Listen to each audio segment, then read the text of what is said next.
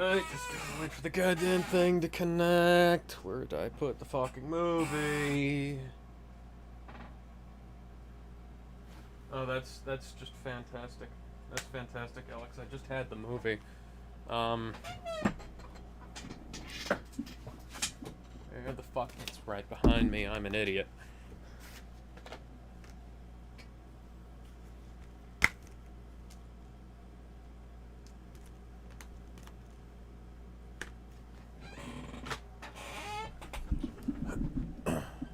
Oh, and the Injustice He-Man and crossover. Oh, we're live. Apparently we are. It wasn't supposed to go live until I clicked go live, but apparently we're live. Hello, ladies and gentlemen. Welcome to Unofficial Commentary on X-Men Apocalypse. I see you have the correct thumbnail. Oh, for the... Not the thumbnail, the correct video image in which people complained about this, but never said a word about, Gina Carano, strangulating Colossus in the same year. Your son calls me mommy, too. Excuse me for a moment, I'll be right back. That's what she said to, I don't know Colossus's mother's name. So, how you doing, guys? How you doing, all, two people watching currently? Hello. If you're doing alright, go ahead and say so in the chat. Bear with me while I, try to untangle the wires in my headphones without fucking with the mic too much.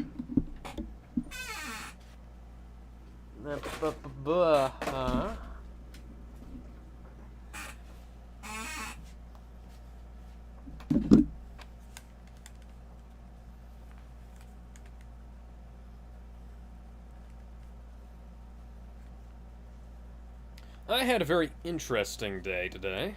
I actually found a frog on the sidewalk near the gym. He was kind of dried out, so I wasn't sure if he was still alive, so I just kind of poked at him. Damn it. Sorry about that. I had to close the door and use the bathroom. You had to evict the dog from your personal space? No, she's not going anywhere. Besides, she likes it down here sometimes. Anyway, so let's get started. Yep. As soon as I get past the FBI anti-piracy warning. And interestingly enough, it's like when this film came out, a lot of people hated it. Yeah. So, are you ready? Yep. Alright. Let's go ahead and get started in 3, 2, 1. So yeah, for some reason when this movie came out, a lot of people didn't like it all that much. No, they made up a lot of stupid reasons for why it was bad. Yeah, I literally had people telling me, oh, it's worse than X-Men 3. Nothing in this franchise, at this time at least, was as bad as X3. Except for Origins Wolverine. Origins Wolverine isn't as slow as X3.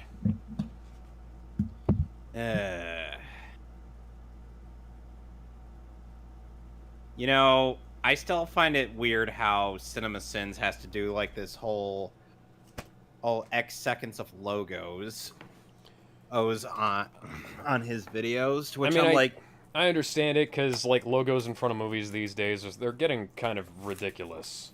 So, but here's the thing: we kind of need to know who made this. Yeah. Oh, and Jeremy honestly thought that this was yet another commentary on how genetics work and whatnot, when in reality this is basically saying too much power can be a problem. Mm-hmm. And it's also like, well, I was about to reiterate what you said, and I guess I still am. It's a commentary on the human condition, really. Yep.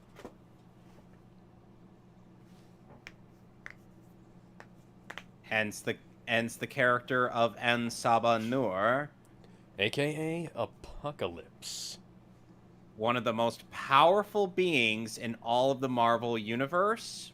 Yes. Also, oh, sorry, go ahead. Who in this movie is played by one Moon Knight. AKA Poe Dameron from the Star Wars films, Oscar Isaac. And Miguel O'Hara, Yes. a Guatemalan actor playing an Egyptian character. It's almost like the race of the actor doesn't really matter. Yeah. Making the race of the actor matter is kind of a problem. I do love how it's like, in the midst of all this worship, there are people like, we're about to plotting fuck take this guy up. Yeah. And there are his 4 horsemen. I love the Apocalypse storyline so much, and like this film makes some changes to it. But every version Changes of the Apocalypse that do make storyline makes some changes to it. Yeah, I've seen the first time I've seen the Apocalypse storyline was through X-Men Evolution, back when that was airing on Kids WB. First time I saw it was in the X-Men animated series, actually. Yeah, well, keep in mind, I didn't get exposed to X-Men until like the 2000s.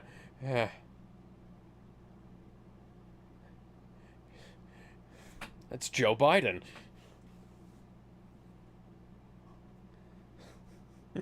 Of course. I'm He has sorry, the power- I couldn't help He has myself. the power. He has the power to take away your blackness for not voting for him. Yeah, that's his mutant ability. Oscar Isaac shaved his head for this role. And even when he wasn't really that big a fan of the makeup, he still, Yeah, he went through with it. yeah, he did his damnedest with that film. I'm also quite glad that they He tried changed to it to have- a more traditional blue look after the initial purple look we had from the pre-production stills, or from the production stills, because it looked kind of stupid.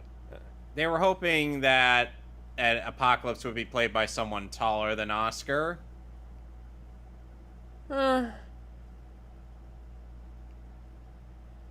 Now, interestingly enough, Apocalypse's storyline has a lot to do with Cable in the original comics, and there's the signal to begin the betrayal.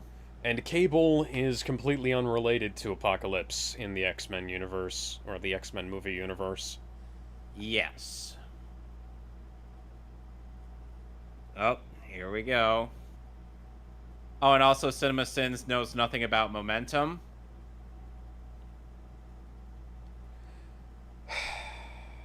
What did he say about this? I dread to ask. He said, like, the things aren't moving at the same speed they were dropping earlier. Ooh, that's brutal. Yeah, these guys gave up their lives to try and kill this guy. That shows you how fucked up this situation is, because those guys who locked themselves in there, they didn't have a way out. Nope. They knew. They knew, and they were willing. Yep. They were willing to do whatever it took just to stop him. It's one of the Klingons from Star Trek Discovery.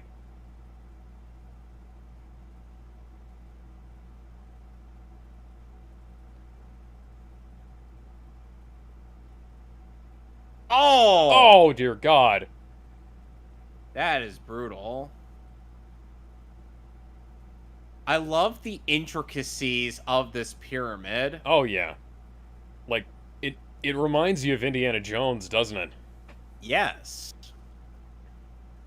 In a lot of good ways. Mm-hmm.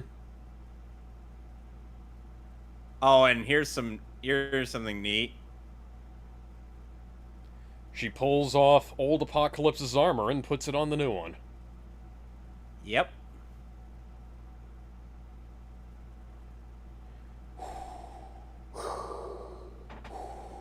And she dedicates herself out to making sure he's able to stay alive amidst all this.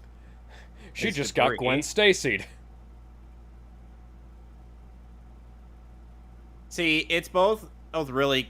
The betrayal is both really cool, in showing how dedicated all parties are Yeah. in this. Because Apocalypse is fucking trouble, but his followers, you know, worship him as basically a god and are willing to give up their lives for him.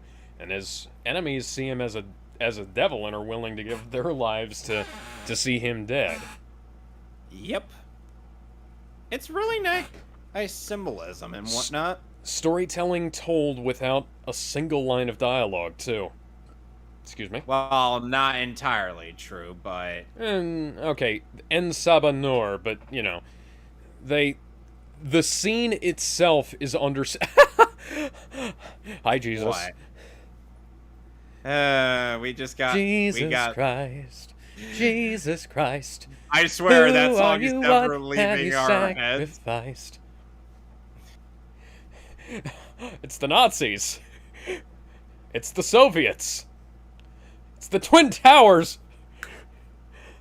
I don't even think Nazi commies did 9/11. That's what Bryan Oh Singer my was trying to tell us. Oh my god. That's why he got drummed out of Hollywood. He knew too much. It definitely wasn't him being a creep to 16-year-old boys. Oh my god. You know, it's interesting how, because of the fact that mutants were outed earlier than they were in the original timeline, I mean, that's kind of what caused, what's it called, to... Ooh. The guys from Logan. Yeah, the guys from Logan to purge the X gene. In via corn, of all things. No? Oh, hi, Scott Summers. No, I'm... Oh! My heat vision up. Sorry, lasers from the punch dimension. Well,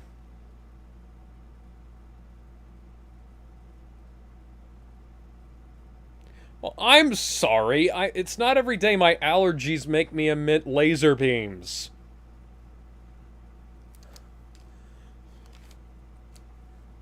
Oh god, my eyes are bothering me.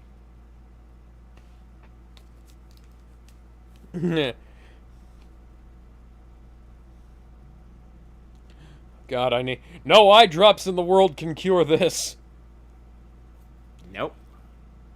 I wonder if that was entirely... Your ass. I wonder if that was entirely CGI, or if that was, or if they used, things similar to the... I haven't even kicked your ass yet. Come on, man. If they used, those glasses that Henry Cavill wore in Man of Steel. Did you see those? I think so.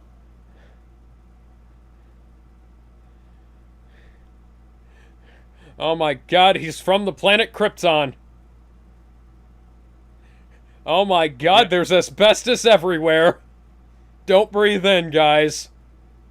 You know, I have to imagine how Superman would react to Scott Summers just being like, huh, you got a similar power that I do. That's called convergent evolution, ladies and gentlemen.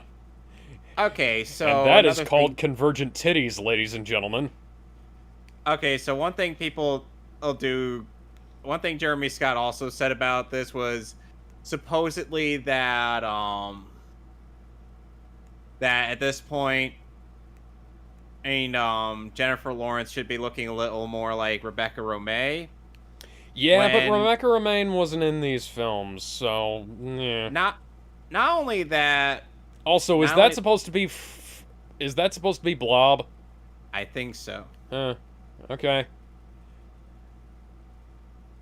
Wow, that is some ass.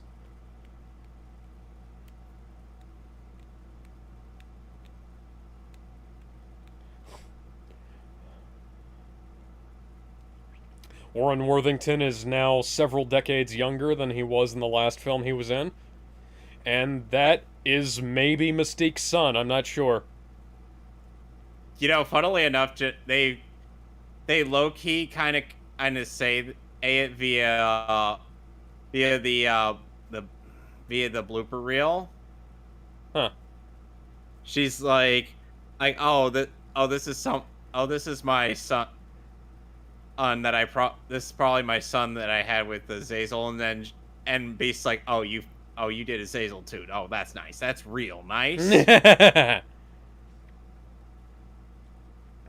Now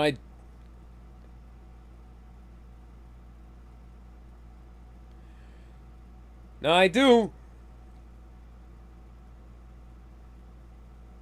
Funny how he tries to sound like the bigger man, but in reality, he's kind of an asshole. Did she even hit him with her elbow? No. The funny thing is, they could have gone back for another take with that, and they didn't. Of course they didn't. And thus, Angel is crippled. I wonder if that's supposed to be Warren Worthington II. If so, why did Warren Worthington III's dad not have wings in the last film he was in?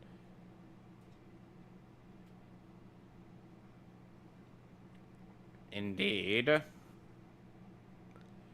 I really like Angel as a character. Like, he was an original member of the X-Men. He was fucking great. And, then he, after the Apocalypse storyline in the comics and in the show, he turned into Archangel, and he was really fucking great. Now she hit him. Bet you that stuntman had to get a new nose after that. Oh, Jennifer Lawrence had apologized for hitting the guy. She's like, "Oh, I'm sorry. I'm sorry."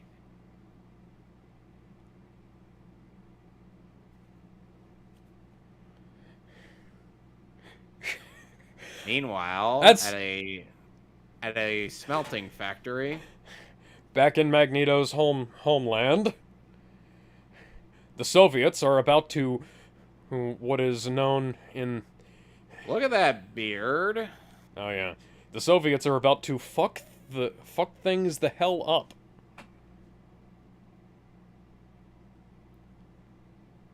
I have to wonder how many languages Michael Fassbender had to practice for this role. I think at least 3, because he speaks German, Polish, and Russian, right? No, he also is French, and he also does. Okay.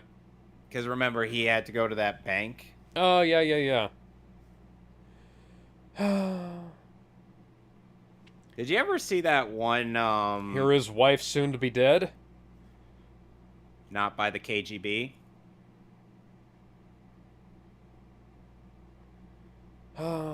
Those.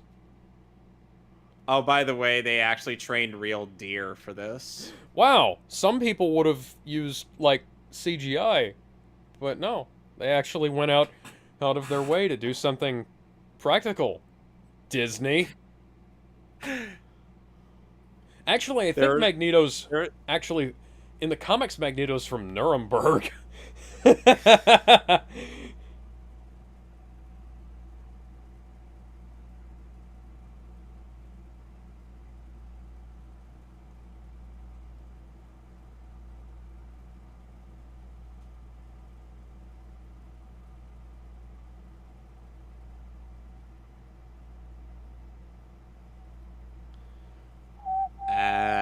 One of them was killed by Kevin Bacon.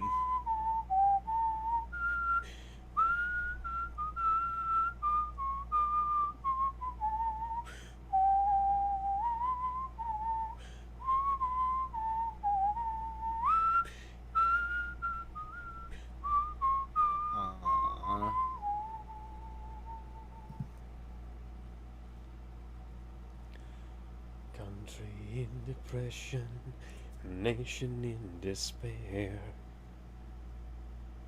There was once like a thing that I saw via Google search, and it was on like pointing out all the weird things about X-Men Apocalypse. It's the guy who'll go on to play MacGyver. Still looking, who even though that show's been going on for a while, still looks way too young to play MacGyver. Yeah. Oh, hi, And there's Peyton. Alex Summers. Oh, and also for some reason, Jeremy Scott gets on this movie's case for the fact that this is a school and not just a place for superheroes to learn to control their powers. Written and directed by Zack Snyder. That is our Jean Grey for the day. Played by Sophie Turner.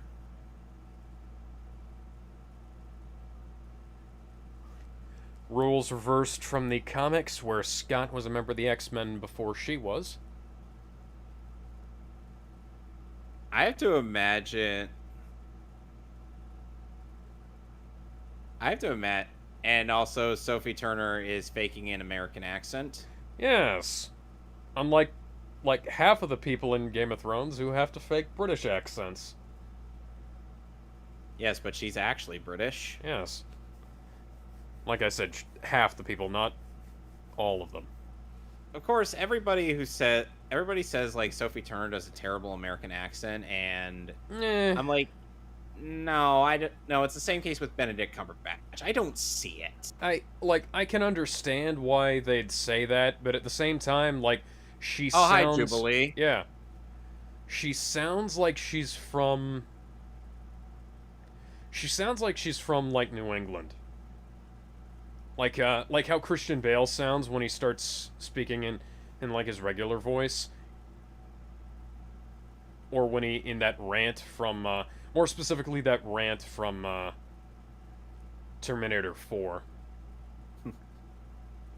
He sounds like legitimately. He sounds like he's from upper class Boston. I have to wonder. Or how it must be to just like she's just like you know what, I'm just gonna go out and shoot an arrow. Well, if Katniss Everdeen isn't going to try and shoot the arrows around here, I'm going to do it my damn self. Maybe roll back a bit there, Chuck.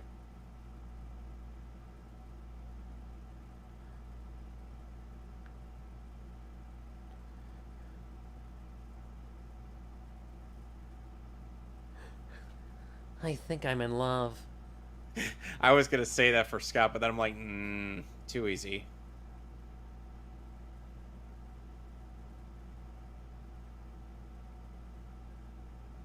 I was gonna say, if you went over there and put the fire out, it might.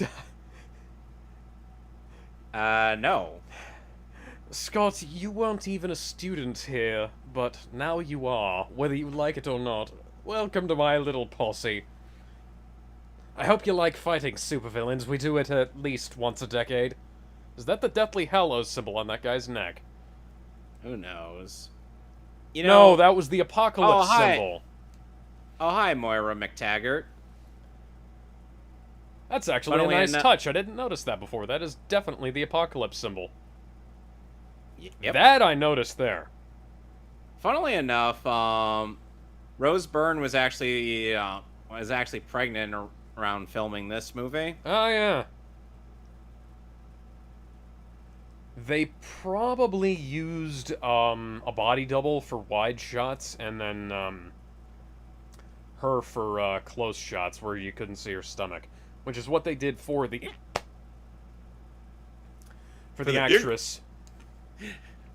It's what they did for the actress who played Jeannie in I Dream of Jeannie during the second season. I'm sorry, I couldn't resist. I still do that thing. Oh, yeah.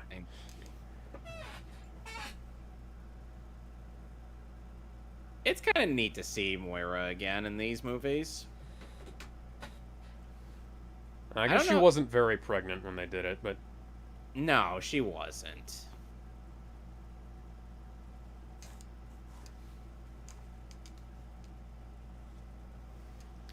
So, I actually found this copy of X-Men Apocalypse from a Goodwill. I got my 4K off of Amazon. Yeah, my 4K was from a Goodwill. I still have the receipt in here. Here, it was $5. No digital copy, but it did have the slipcover with it, which is more than I can say for Days of Future Past. And Logan. But Logan I bought on eBay. Logan I had gotten for, or I think it was either my birthday or Christmas. Good movie to get for either of those. Sad ending. Very good movie.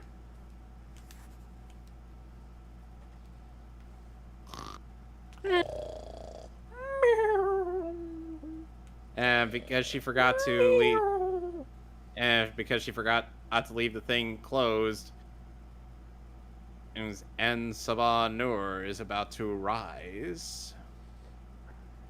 Arise, Mega Ultra Chicken!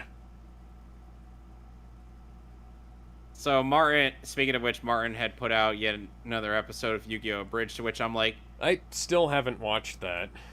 neither have I, and I'm I like, haven't watched the last 3 yeah. episodes. The first one, they were just, the first 2 were just the end of the Orichalcos arc, and the third one was the start of the other tournament arc in Yu-Gi-Oh, which they didn't need. They need to get to you know, Millennium World. yeah, I was gonna say, No one bro, you can asked skip to Millennium World if you want. Martin, you could skip to Millennium World. You don't need to do the filler. Although I would say the Crystal Dragon, whatever the fuck arc that he did was really fucking funny. Waking the Dragon arc was really funny because it has a bunch of really stupid stuff going on in it. Yeah, but then the tournament arc starts and it's a very poor start. Yeah. I am staring straight at the screen and the matting in the letterbox keeps flickering. Why? Maybe Apocalypse is trying to break the letterboxing. Maybe. Kind of like that one time in Teen Titans when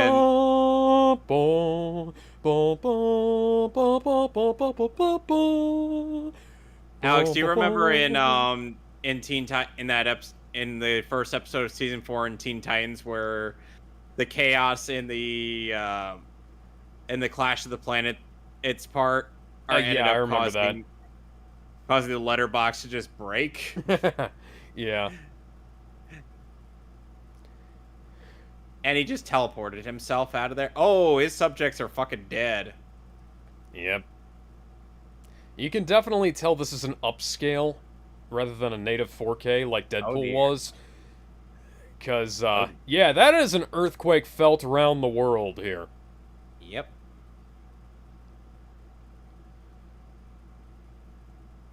As they say, no good deed goes unpunished. Nobody saw me use my powers there, right? Nobody saw that.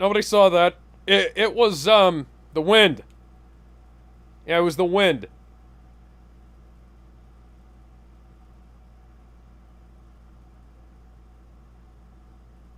Oh, people did see that.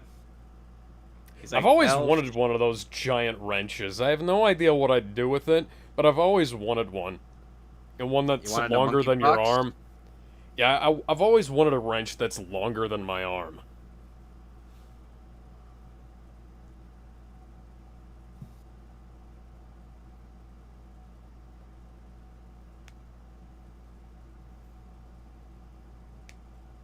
I love in the outtakes for this is when McAvoy is calling out to Gene. He's like, Gene, Billie Jean is not my lover. I I swear McAvoy is a very wholesome man.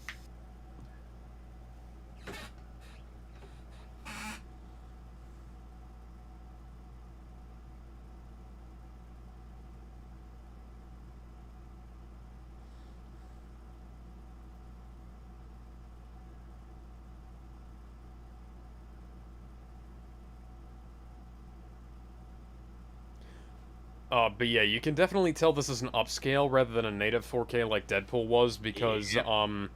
there are some sections where they've very clearly duplicated some of the pixels. And you can especially tell that whenever the film grain pops because it becomes like this Oh, don't worry. semi-pixelated mess. Oh, don't worry, Gene. That'll never come to pass. It's definitely not going to happen in the next movie or so. No, it actually isn't.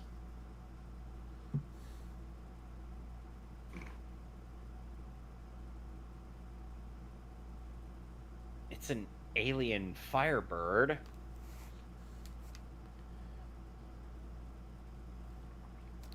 The idea that Jean always had the Phoenix, even though she never went into space, is stupid. But Yeah. at least they're actually treating it with some kind of, weight. Unlike what they did in, X3. X3. Yeah. Yeah. I hate that movie so goddamn much. You want to smack somebody in the face. Yeah. I wouldn't like if I met Tom Rothman, I would have to very steadily hold myself back from shouting at him, smacking him, and walking away in that order. And I think eventually Because that our man has version- ruined so many movies. And I think eventually in our version, Jean Grey would learn how to control her powers. Or it's the point where she's like, Phoenix was misunderstood. It's just, it took a lot of time. And Logan just be like, yeah, okay, I can understand that. Yeah, I got that. And they're like, okay, we gotta get Scott. Where is he? He's shot his mind from all of us. And Jean's like, I think I could help find him. They find him at a bar. Let me and he's like, how did you find me? And she's like, I know you. This is exactly where you'd go. You're just a stress-induced hallucination. I'm clearly too drunk for this. And now they're in Cerebro. Been a while.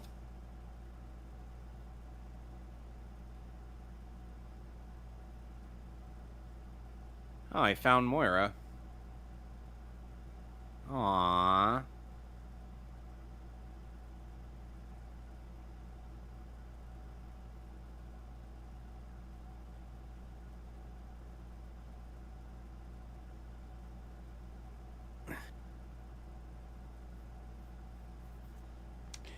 Well, yeah, because it's been like, what, 2 years since we made the last movie? Well, 5 years since she's actually been on screen in an X-Men film. Yeah, because Charles has got to go simp for her.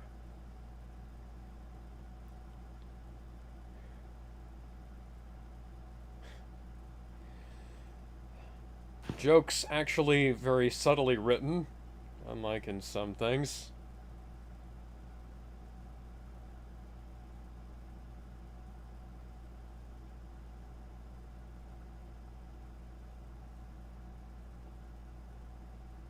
Asgard's not a place; it is a people.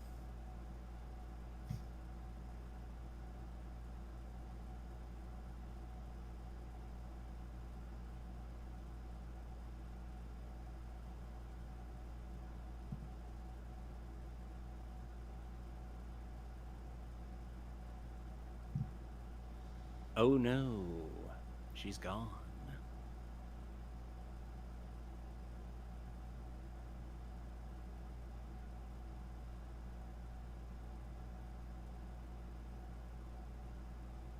Raggy.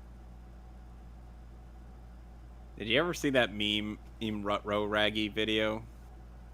I'm sure I have at some point. Oh dear.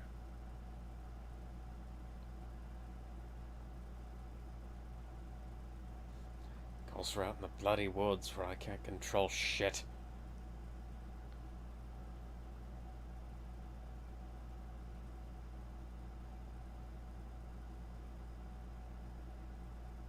With Alright, what do you cunt buckets want? Give me my daughter back, you Soviet pricks!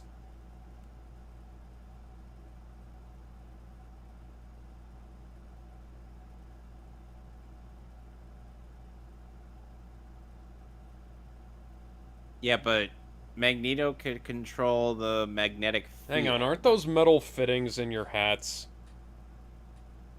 He could control that. And he could... And you know what he could do?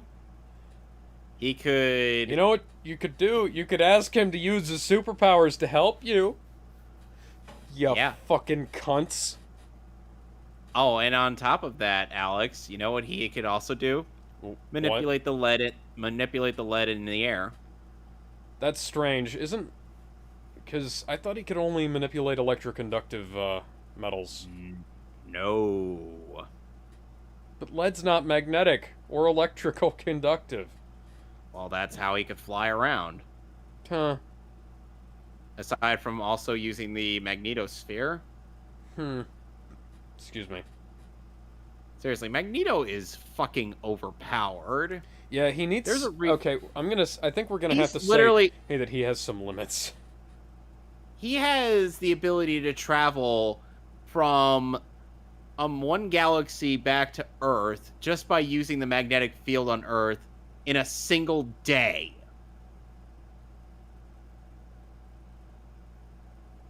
That's how redonkulous he is.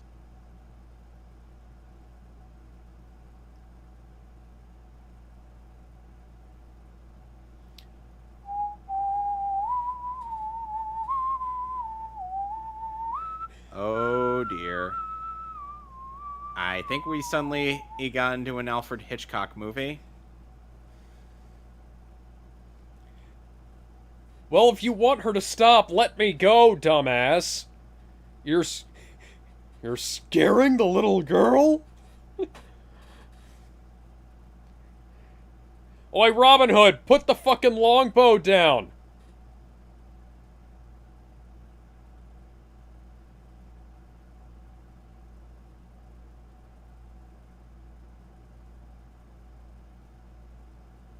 Oh, wow, now you guys are all fucking dead. Yep. Time to die, motherfuckers. Even that guy's like, the fuck did you just do? Even Hawkeye has better trigger discipline than these idiots. You know what I'd do? I'd grab the nearest club and beat that guy's skull in the hopes that Magneto would forgive me. I'm sorry, I didn't mean for that to happen. Please, just leave.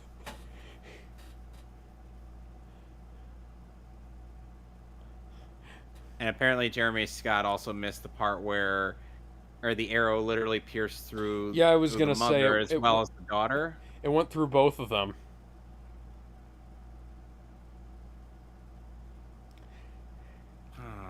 And now, Magneto is about to kill all of you. Michael Fassbender is a fucking amazing actor. Oh, yeah. Like... Oh.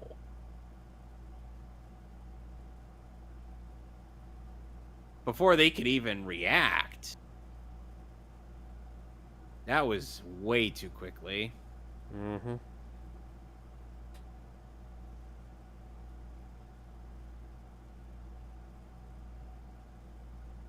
He has some great facial expressions throughout this movie.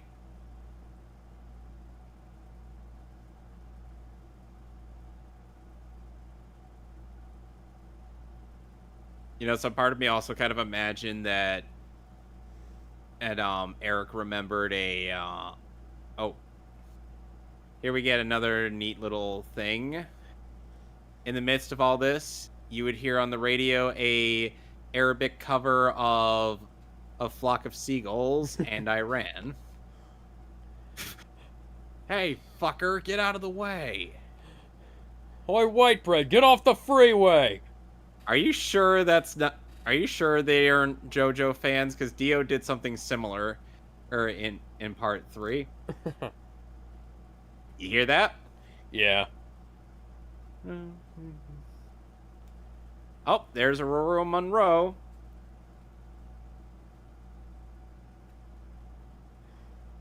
Get away.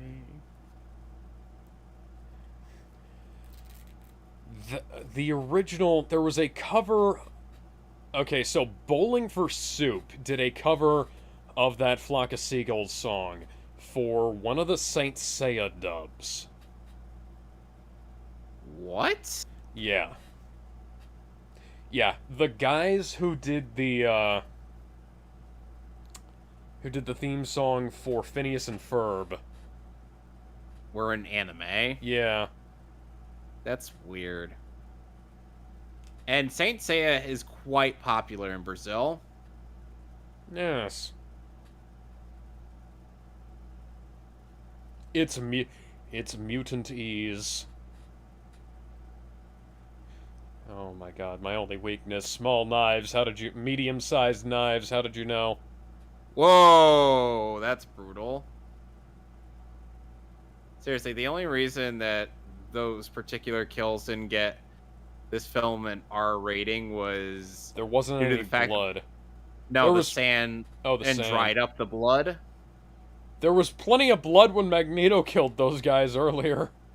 Yeah, but those were only like through the Oh, like a small bit through the neck. Well, that guy has become a human fossil. For some reason, I kind of imagine in him and Angelo having lengthy conversations. In JoJo Part 4, Josuke a hits Angelo into like a stone rock, thus giving the rock a very grotesque face. And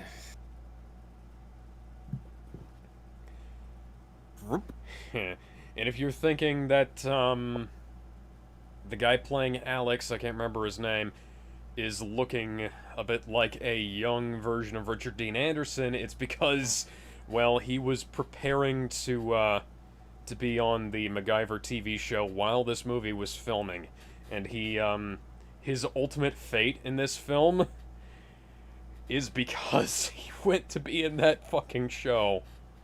And I can't fault an actor for taking a role that pays like that, because a regular role in an ABC TV show is nothing to sneeze at, but Look at that rock. the MacGyver show was shit.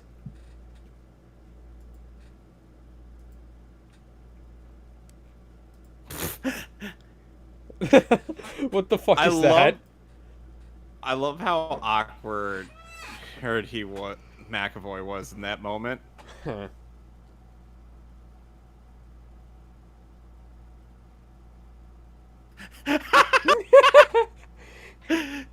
That was funny. Shows even Charles is a flawed human being. I wonder if he ever... I can't remember if Xavier ever had kids, or if they got retconned or murdered. I doubt he would be able to, considering, everything down below the waist is... All he has No. to do is take the drugs that make his legs work, and they make his dick work too. It takes away his brain powers, but sometimes you gotta do something about those blue X balls.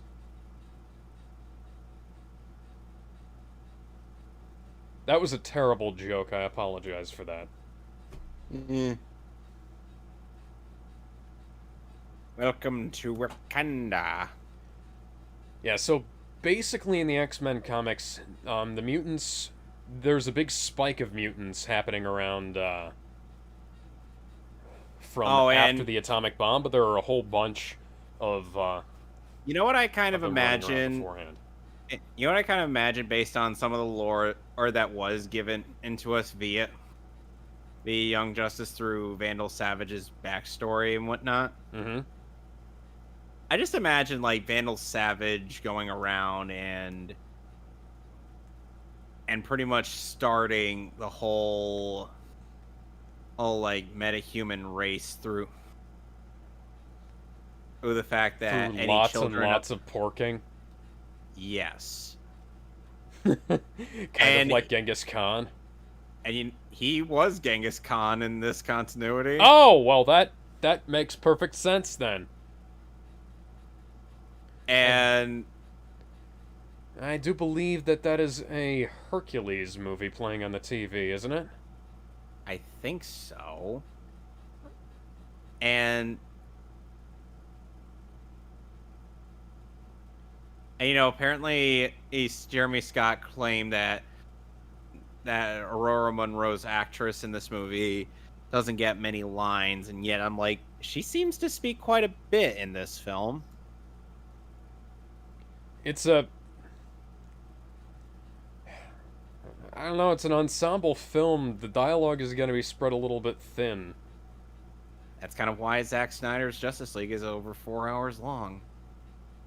Oh, and we could tell that the guys working on this watched Age of Ultron.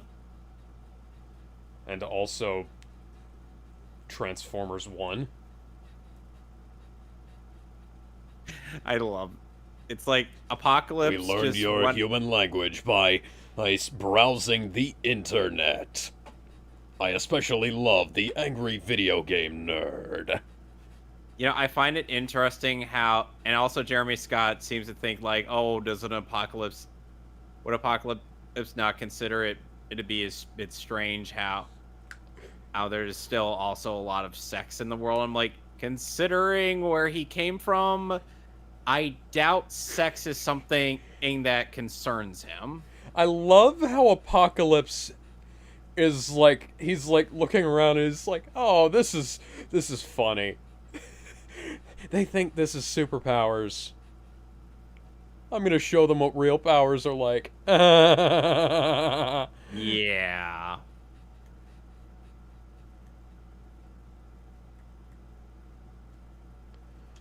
Okay, I dropped the controller. Can you tell me what the timestamp is? 44:39. Okay, 44:39. Are you there? Are you there? I'm getting there. It's at the line, where did you come from? And where did you go? Where did you come from? Come from Cotton Eye Joe. Saw that coming a mile away. So are we all set? All right, I'm back at 44:33, which is the last thing I saw, I think. All right. Okay, so are you there? At 44:40 now. Okay, go back to 43:33, because that's the last time I was at.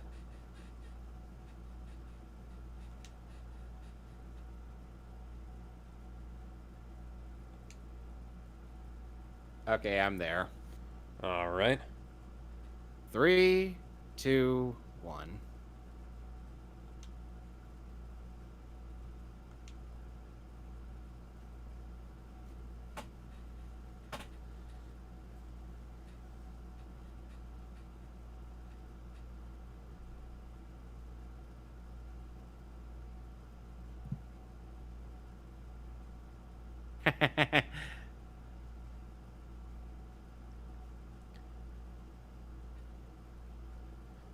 Yeah, I really like how he's just like, oh, this is absurd.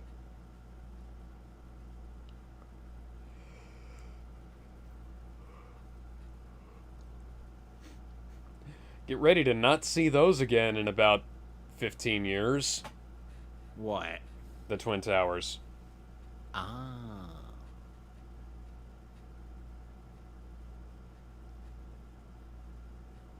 You know, oh, they. And Jeremy tries to, like, highball Apocalypse saying, like, oh, he's basically a god. What business do they have fighting him? And I'm like, He's a traditional X-Men villain. That's... and on top of that, and on top of that, and Sutherland Noor is just as human as anyone else. It's just, you know, he has a crap load of superpowers that basically it make people think that he's a god. Literally the whole point of, oh, hi, what's his face?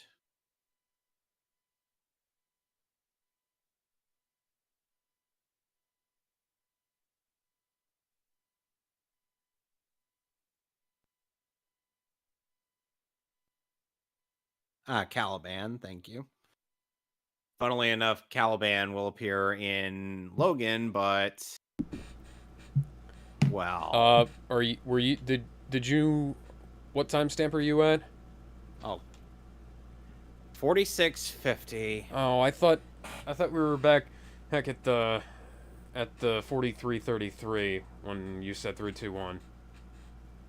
We were, and then I said 321, and we went. Okay, how am I like 20 seconds behind you? 46, how long? 4650. Okay, 4650. You're a whole minute ahead of me. Alright. Alright, so Mystique is saying, like I told you, I work alone, blah blah blah. Meeting Caliban, okay. Are we all set? I'm almost there. Is this supposed to be the same Caliban? Yes. It is the same actor, I do know that. Yes, this is the same guy.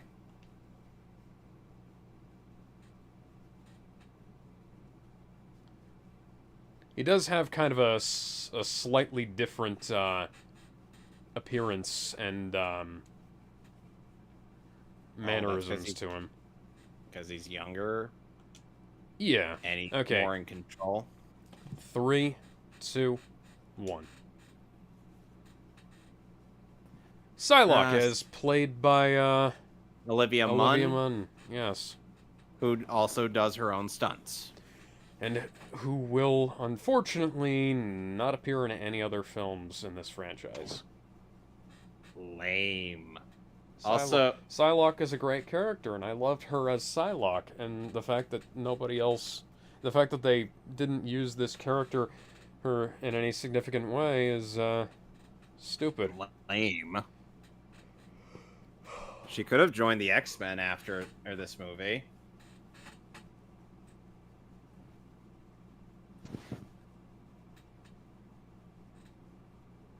My real name is Kurt Wagner. I'm not related to the composer.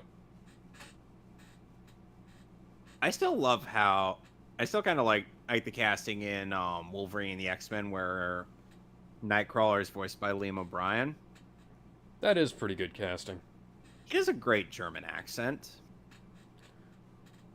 I have to kind of imagine and And those particular brand of wraparound shades would not be out of place in the 1980s. I find it hilarious. It points him at something else. I love how in my hypothetical casting, Liam O'Brien is playing like a bunch of bad guys, and there's also Nightcrawler. But here's the thing: in hindsight, one of those villains is dead. One of them is not going to be seen for several productions, and Nightcrawler is probably going to be one of the few recurring characters he voices. Isn't our thing? How do you feel about me casting him as Zod? Yeah, no, that's fine. That's At least it good. would be more. At least it would be more dignified than him being in DC's Supergirls. Oh, that show was awful. Is awful. I haven't checked to see if it's still in production, but it's terrible. And They also, shoehorned Harley Quinn into it. It was god awful. oh, and of course, Beast Boy makes numerous appearances, voiced by his Teen Titans actor. And Wonder Woman was a rookie, even though she's been in the business longer than Superman and Batman. Mm-hmm.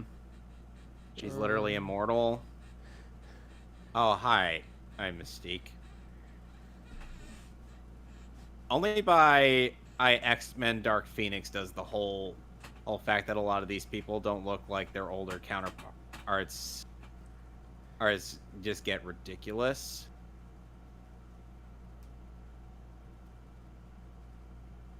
And there is no alternative cut to this movie, so yeah. Yeah. And The last let's see. There are deleted scenes. And extended scenes. There's probably a fan extended cut somewhere.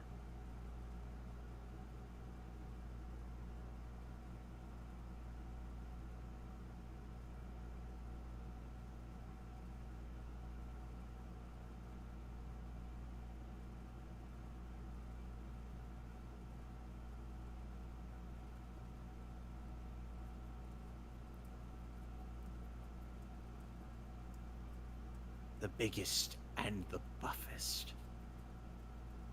And the most swole. Go to Soviet Russia. There is giant metal man there.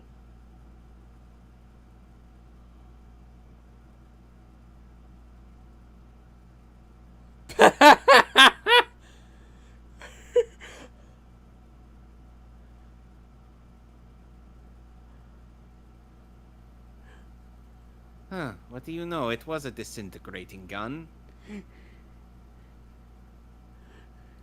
Stop or I'll shoot you with my invisible gun.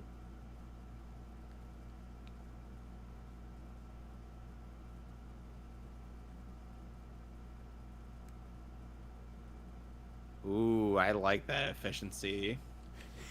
Okay, right there. I fucking love Psylocke, and they don't use her for fucking anything outside of this movie. How did you feel about me writing out having Psylocke just be like, you're like, oh, if you guys are wanting to do this, then count me in. Which one was that in? It was in our DMs for the X-Men skits. Oh yeah, no, that makes sense. Yeah, that's good. Like Logan and Scott were wondering how could they get more people to join the quote X-Men, but they without, forcing people.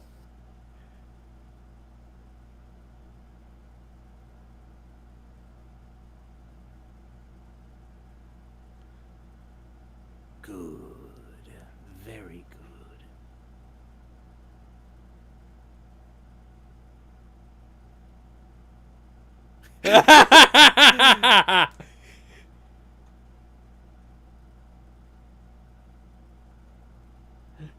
I got my flashy lenses. I want to go become a voice actor up in Canada and wind up playing a member of the Rescue Heroes.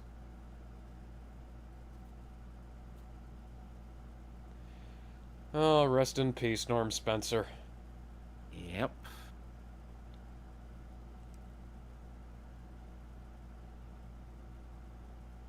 And now we get at Four Horsemen playing, and while they recruit Angel. Gee, I wonder why Bryan Singer Perfect cast this choice. guy. Perfect choice of music.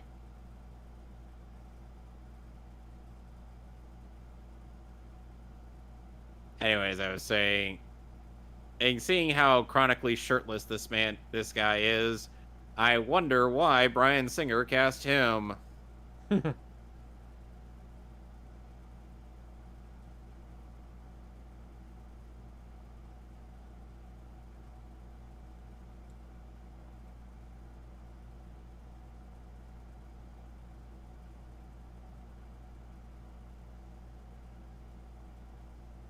Something beautiful.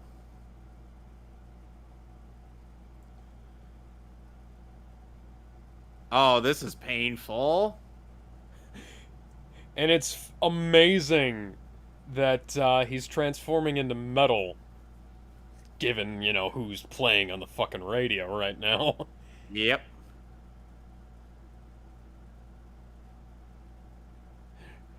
I've never seen Oh. healing this painful. Oh. But he's also doing extra mutations as well, so yeah. Yes. Yes. Oh man, I Oh. love this design for Archangel. Yeah. Like the purple and blue suit I can take or leave from, you know, from the comics and the show. This looks, well, not to belabor a Metal. point, metal as fuck. Yep.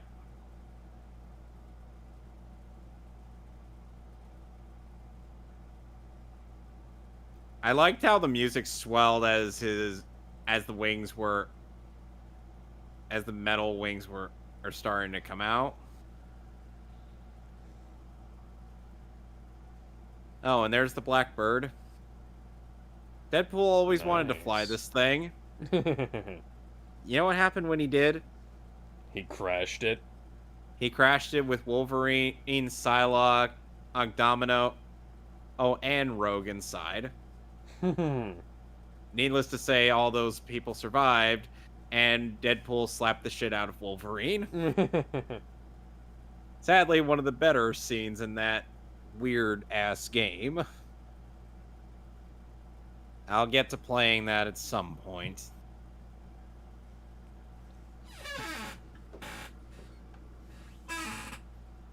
Yeah, it's like Charles doesn't want them to go out and fight, but they're like, yeah, maybe we should consider. Hank, Eric has, well, he's in a position where he's getting fucked up, so. Yeah, like real doo-doo.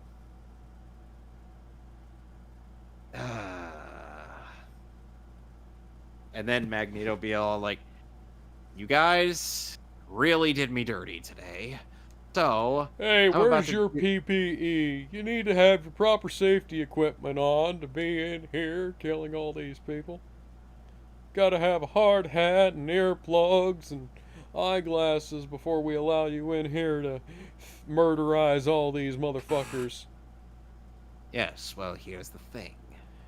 I'm about to do to you what Limp Bizkit will do to music in the 90s. The fuck is Limp Bizkit? Hopefully, we'll never find out. Tell me, you, what did you think of that joke in the Sonic 2 movie?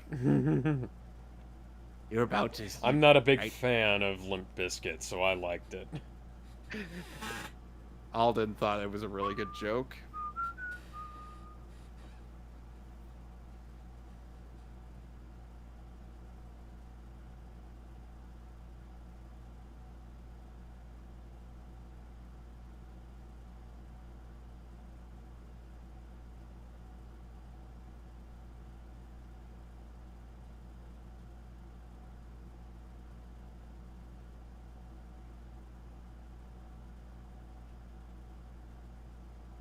I've lied to you all.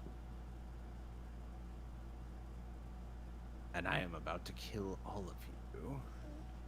Death, death, death, death. Oh, I love this. I the The one F-bomb in this movie doesn't go to Wolverine.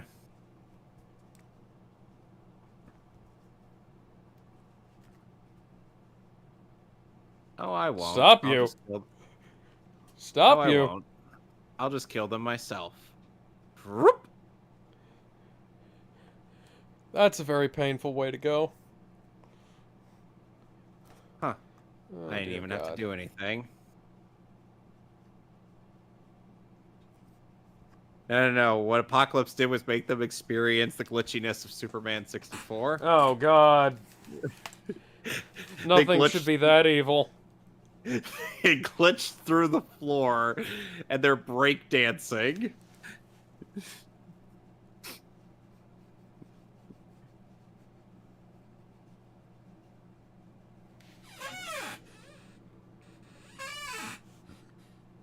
Excuse me. And now we're in Auschwitz.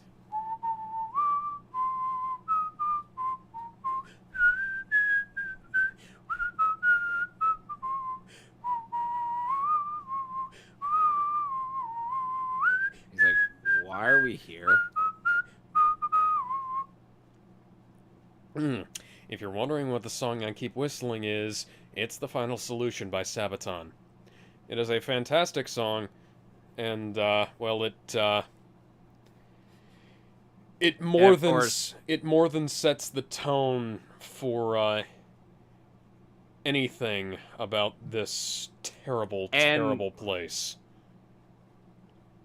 And there was and Jeremy Scott ends up saying like, "Oh, like this isn't where like powers aren't born, blah blah blah." And I'm like, It's a metaphor, dipshit. Jeremy doesn't do metaphors. He takes things too literally.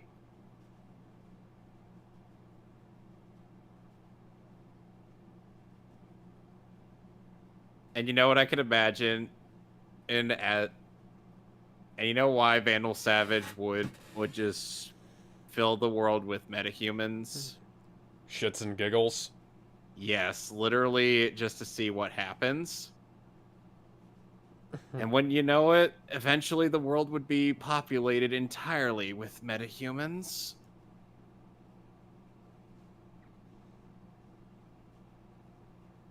I was asleep.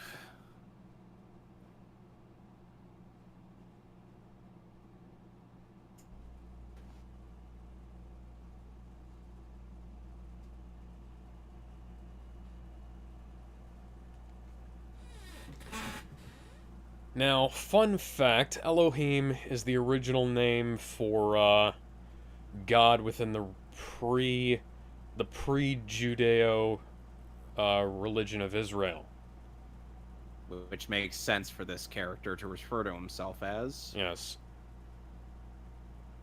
Oh God, I feel sorry for his knee there, because the way his foot. Okay, now his foot is in the right spot.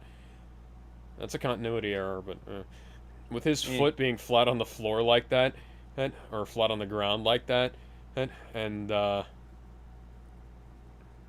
now Magneto is discovering how overpowered he truly is. Dude could even overpower the Phoenix Force.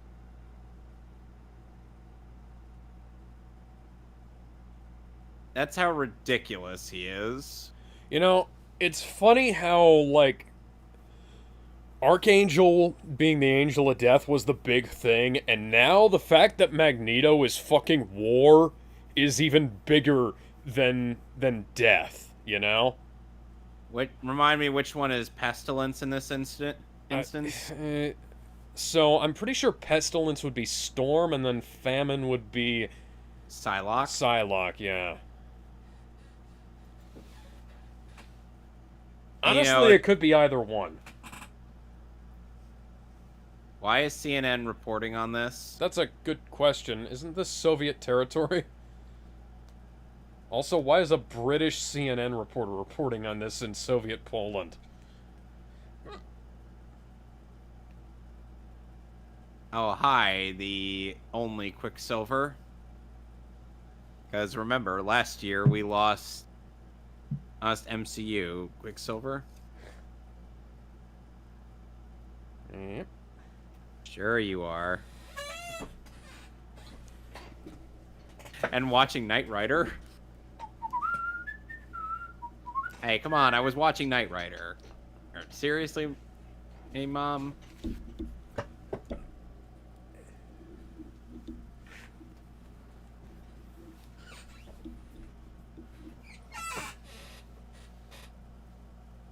Yep. You know what I kind of imagine for our version of Magneto when finding out from Logan about Peter or Pietro and Wanda. Magneto's like, I think I remember being in Sokovia, actually. Alex? Yeah. And Might then have been while I was hunting all those fucking Nazis. I told a person that I had a one-night stand with that I couldn't stay. Couldn't, And that I would... Can't stay. Gotta kill Germans. She understood, but... I fear I may be the father of these children. Oh, and Jeremy thinks that... It's a nice joke here. That's a fucking Thriller jacket! He's wearing a Yes. replica of Michael Jackson's Thriller jacket. That's great. I And, love this jab at X-Men 3. And and supposedly to people it becomes an unintentional jab at themselves. No. Go fuck yourself. Anyway, so Jeremy also says that supposedly there was never this stigma where or they were all like, oh, the third one's always the worst. And yet there was like a review back from the 80s when Return of the Jedi was out saying that it wore out the machine that was Star Wars. I mean, it ended the machine that was Star Wars at the time, so that makes perfect sense. No. Oh, I don't mean like that, Alex. I mean like I say they're like the Majesty didn't really feel like it was there. It felt like it was repeating itself. The best lightsaber fight in the entire original trilogy is in that film. I still preferred an Empire Strikes Back fight since it was kind of the fight that Luke really needed because he needed like a good kick in the ass. I prefer how it is in Return of the Jedi because there's more emotional impact to it. Because it's well, I mean, like a cerebral fight, and then and it becomes like really fight. Brutal at the end. Yeah, I like Return of the Jedi's fight as well. Oh, it's just I kind of prefer Empire Strikes Back's fight. Since it really. I mean, I can understand that. It really showcased how little fish Luke is in this gigantic pond. And he got utterly decimated by Vader in that fight. And then the fact that he drops the bombshell of Luke, I am your father. That's when he's just like, no, you can't be serious. You know what I mean? Yeah. You'll find out. Hank, you are a low-key simp.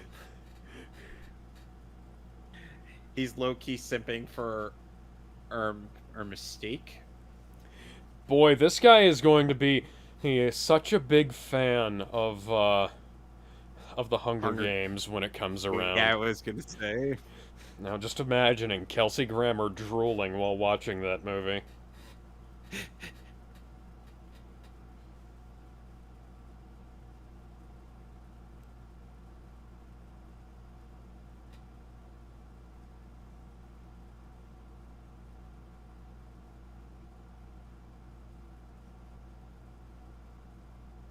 I know you love my body.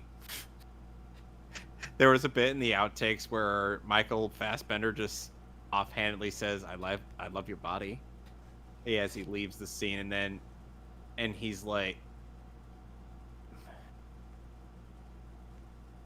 and then Fassbender, and then McAvoy's like, I love my body too. So both of them low-key ship Charles and Eric.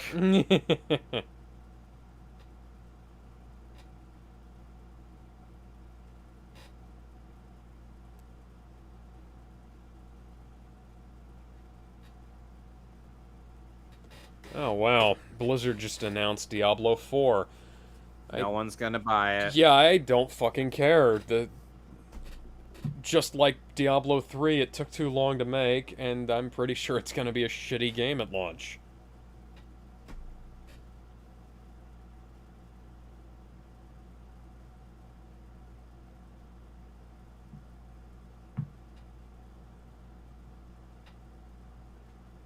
I do love both the facial expressions on McAvoy and Fassbender in this. Like, you saw a tear drop from McAvoy's eye.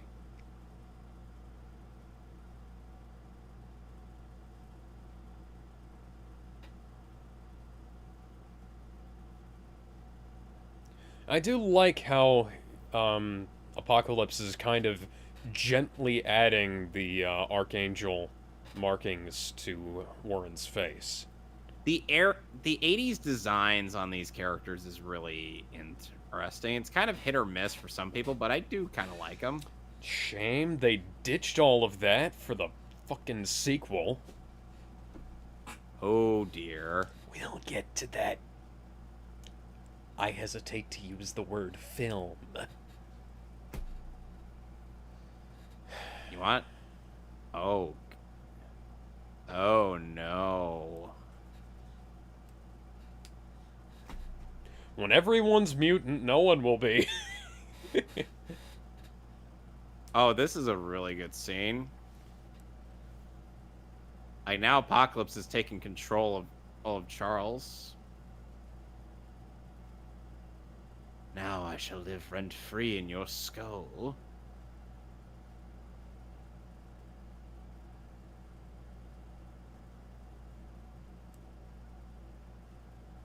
It's unlimited power.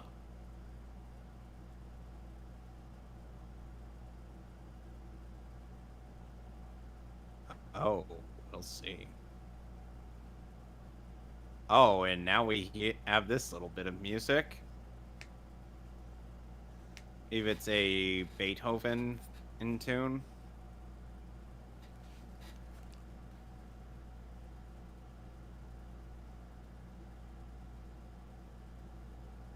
More stones. No more spears.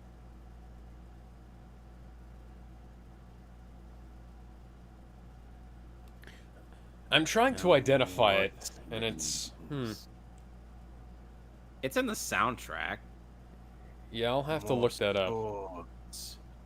No more weapons. No more systems. No more. No more superpowers. How can you not love this scene?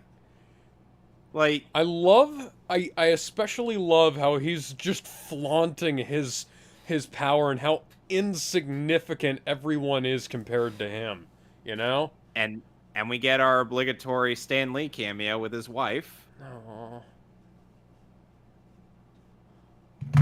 Oh my stars and garters. Rest in peace, Stan the man. It'll be especially more poignant in our eventual commentary of Avengers Endgame. Oh, and this song, this piece of music was also used in the movie Knowing. Not this part. Faith in their tools. They're machines.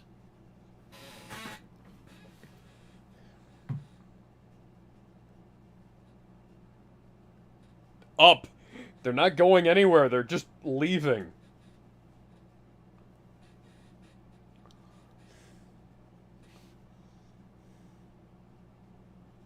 Wreak havoc.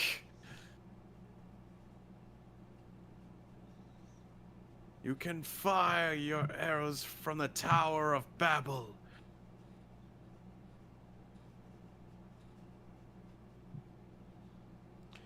I really like Havoc. It's a shame he dies in this movie. Never strike God.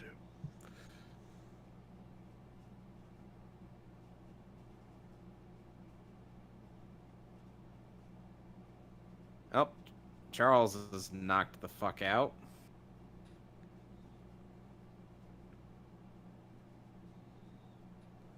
Smack him a bit. He might wake up.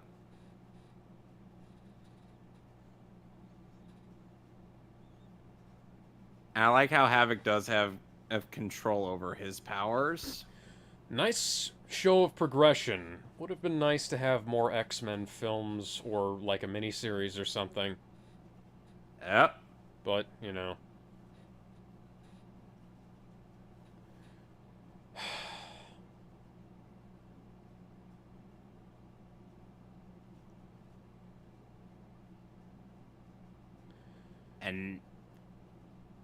And now for the best scene in this whole movie. I love this scene so much. Yep. I was like, oh, here he is. Yes!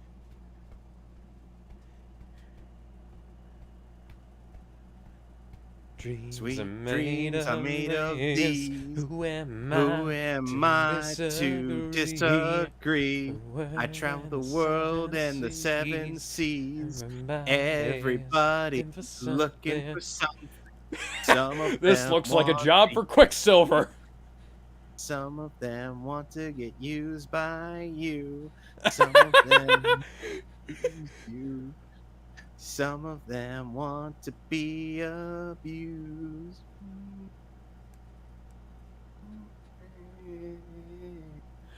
Perfect song to set it to.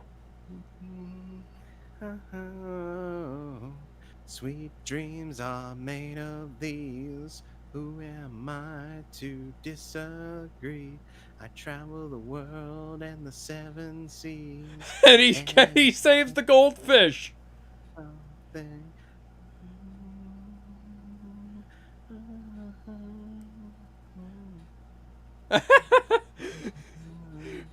It's just being impish with the whole thing as well. Keep your head up, moving on. Hold your head up, moving on. Keep your head up, moving on. Hold your head up, moving on. Keep your head up, moving on. Keep your head up. Yeah, I do love how he's just dicking around while he's saving everybody. Yeah. And that moonwalk. Shimon! Some of them want to use you. Some of them want to get used by you. Some of them He want drinks to the use tab. you. Some of them want to be And he eats the pizza while saving the dog. I'll bet you this scene in particular probably looked really good in 3D. Sweet dreams are made of these. Who am He just serves the goddamn table out. Around the world and the seven seas. And now we're back to normal speed. I can only imagine the major whiplash a lot of them felt. None of them experienced Gwen Stacy syndrome, not even the goldfish. And the dog doesn't care. The dog had the most wide-eyed stare in that scene. Just wow. Wow, that's interesting, but I'm eating a slice of pizza. Well, gosh. I guess the house exploded, Mickey. I kind of like imagine. I have to imagine how much witty banter Barry and Pietro would get into when they meet. Barry would just be like, "Hey, you're fast too?" Oh, and Pietro's like, "So you saw me coming? From a mile away, good man. From a mile away." Guess I'm not the fastest man alive anymore. Well, he died.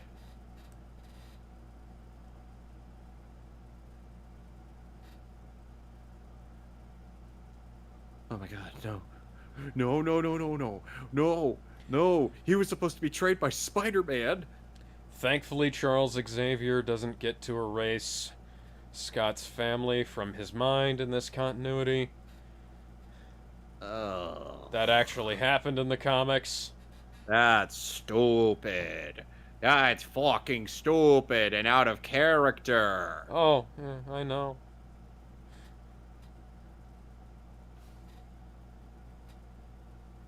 You know, if only Jubilee got a major role in this movie, but no. It's not like she's one of the most iconic members of the X-Men or anything.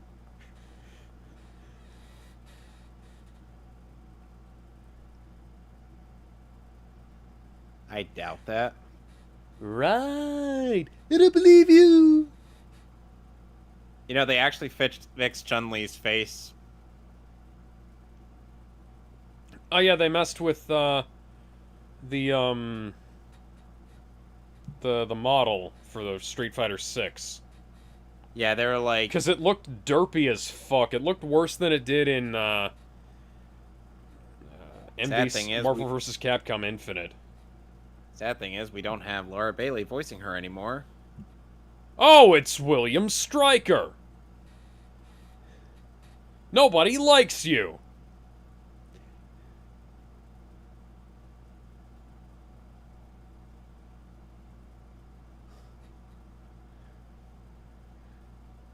And that hot piece of ass. Why does he want Moira? Mm.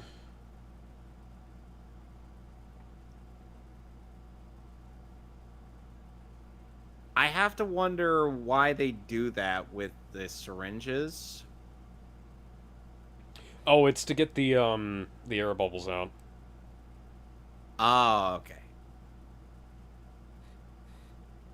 Jeremy questions why Jean Grey is, how Jean Grey is able, why Jean Grey is doing this, even though she doesn't really have full control over her powers. And I'm like, you answered your own question, dipshit. You don't see anything. You had to do it in the penguin voice. You didn't see anything. I was going more for Obi-Wan Kenobi, but sure. So, how much of Madagascar have you seen? I've seen the original Madagascar. So you haven't seen any of the other films? No.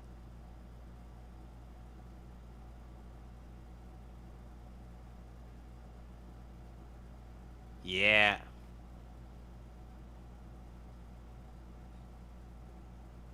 Ooh, those electrical fields, man. I wonder how many people thought that was a bit ridiculous.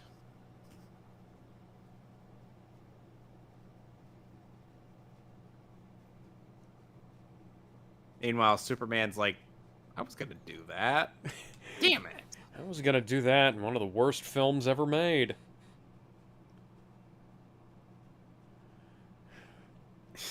Jubilee now exits the film. I feel like for some reason I feel like I distinctly remember our commentary of Superman 4 being a lot of, well, you know, Superboy. No, Superboy and McGann just, you know. Yeah, I remember that.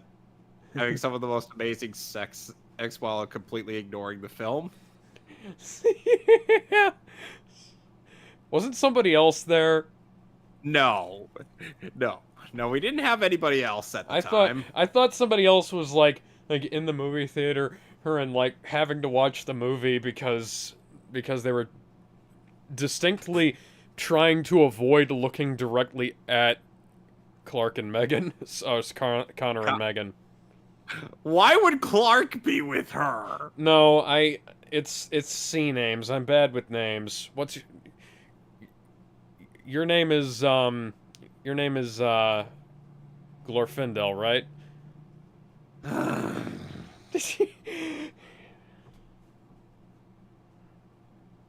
I was trying to remember a name of an obscure character from Lord of the Rings.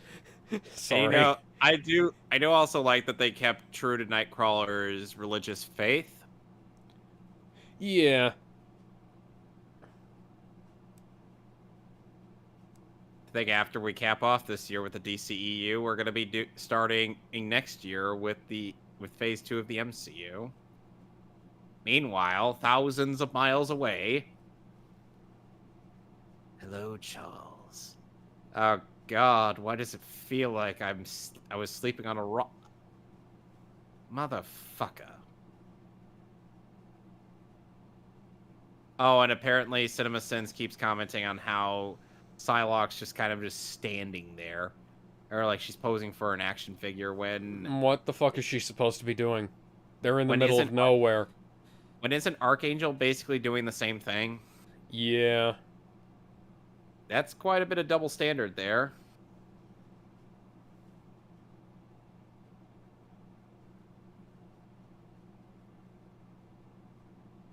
I'm trying to remember what Michael Fassbender said after That's All I've Ever Known.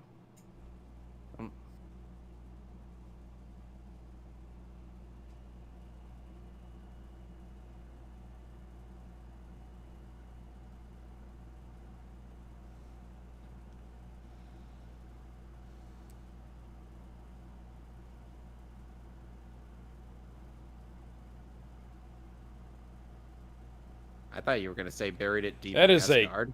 that is a cold line right there. Yep. Oh, and there was a funny scene in the outtakes where,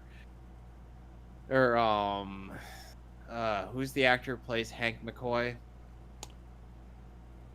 In this, Yeah. I don't remember. Ay, ay, ay. Recently got a promotion.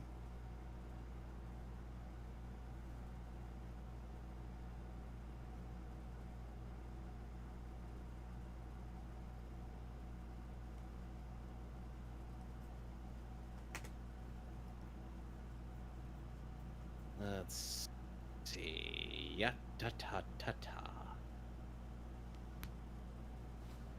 That's a damn good question. Nicholas Hoult. Oh, Nicholas, isn't he in something else recently? I don't know. Funnily enough, there was a scene in the outtakes where Nicholas Hoult and Evan Peters were just like, quote unquote, making out in this place. Asa and Jennifer Lawrence is just laughing.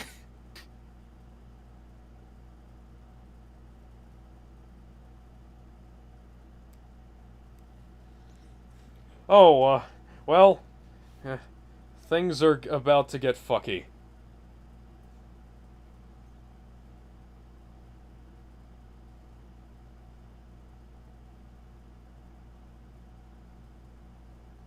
Yeah, there's gotta be.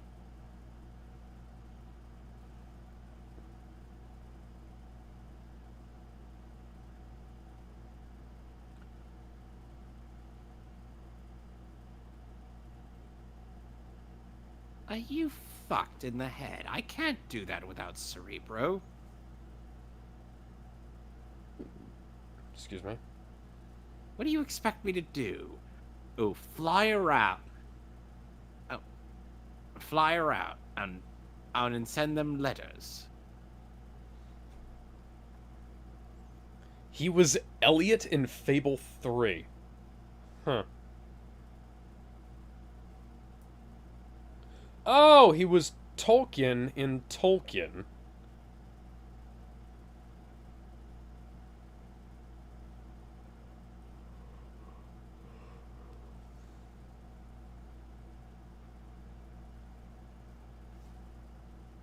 Well, he's kind of my dad. He had a giant penis. Granted, he did enhance it with metal. Draw more iron into it. Oh, God. Why is it that there are a lot of out of our things where we just mention a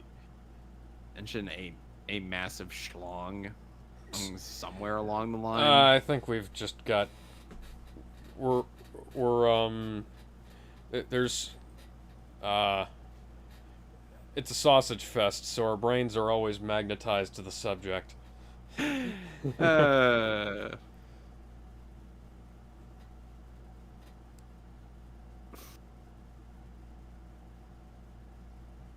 You know Oh, who is also down here with me and my dog? Oh. The cat. He's just laying on the couch across.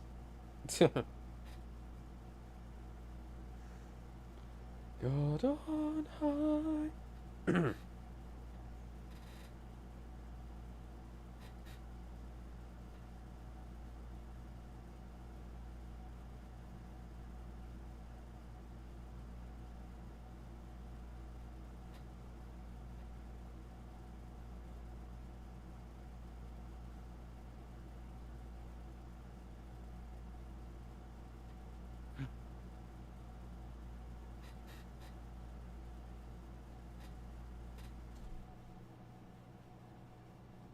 They had to do all this in different languages.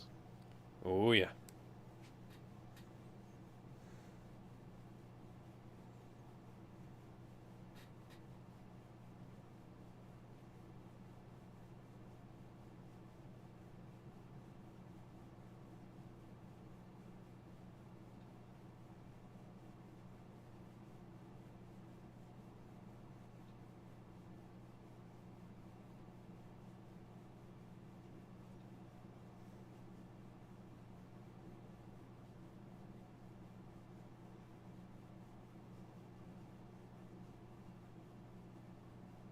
He then just flips off of Apocalypse. He's just like,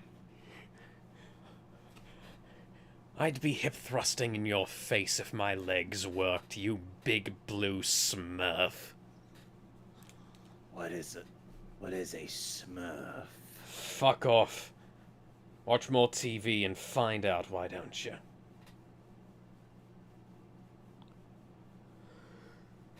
Magneto, will you acquire for us a TV? Hold on a moment. You want to know something hilarious? What?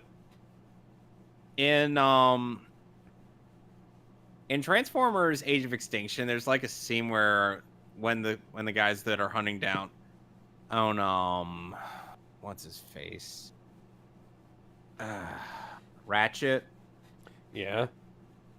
Quite a few of the monitors that are supposed to be tracking him are are just left on a green screen. What? Yeah, it's kind of baffling how unfinished that film is, Uh-huh. and yet it made over $1 billion. Well, at least the next film was a giant fucking flop. Yes, that part of him not being It's his fucking genitals. W's. Yeah, they tried to take away his genitals, but it didn't work. They kept growing back. And getting larger and larger. To the point where he had to have a codpiece at all times.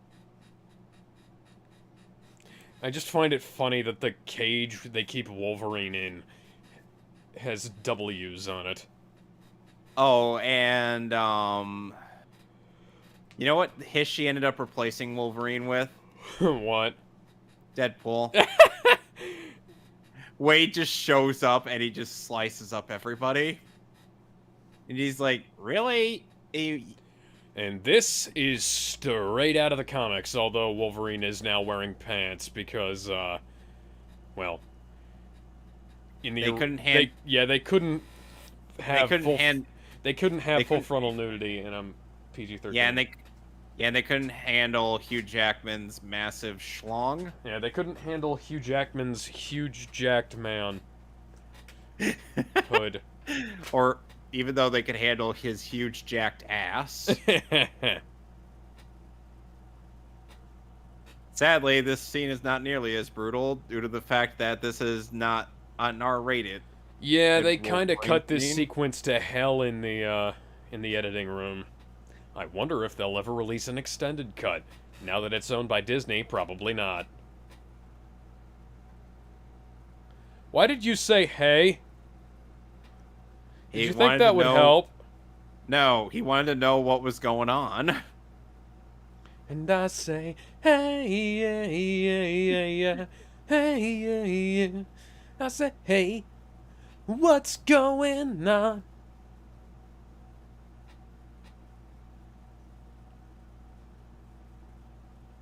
Yeah, this film does not reference in any way the fact that the last movie was edited to have Mystique as Stryker.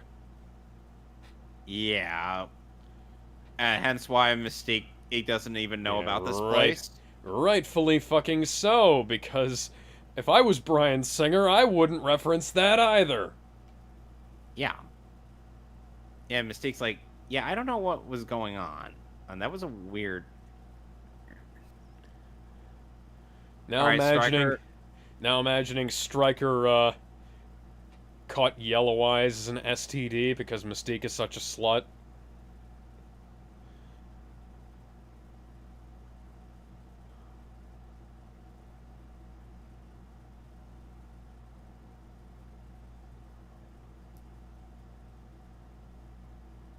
I wonder if this would have been, like, the reason why Logan liked Jean.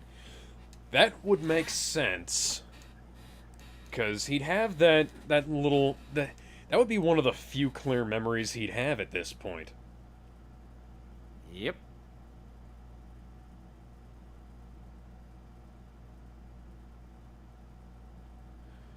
Too bad he couldn't be with them to help. For the rest of the movie, yeah, that would have been neat. But... That would break continuity. Yeah, well, they've already broken continuity, so it's not like they couldn't break it more. Well, not only that, but Hugh Jackman's contract was expiring. Yeah. He also put himself through hell for this role, I gotta be perfectly honest. Yep. He said he'll come back for one and only one more film. If Disney asks him to. Oh. That's painful. Ah. The fact that they're that deep into his skin. I wonder how much hairspray that took. Too much.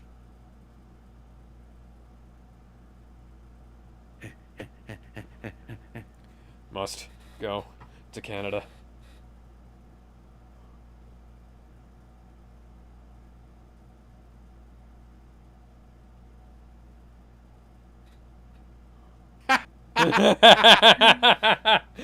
Oh, Scott.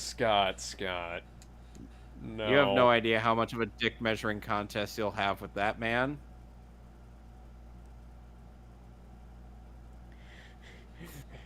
Just hoping that they will not explode up like the Thriller Night.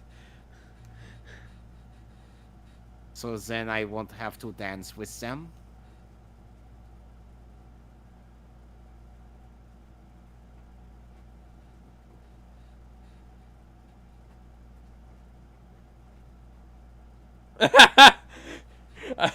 I like how he looks Like- at his hand and is like, wait a second, I only have 3 fingers. It's subtle. It's subtle as hell, but it works. Yes. Yeah, we had a little help from a huge jacked man. I told Gene not to stare too much. But I couldn't break contact with his abs. You really want me to do those crunches, don't you? You gotta do All right, push-ups. I'll commit.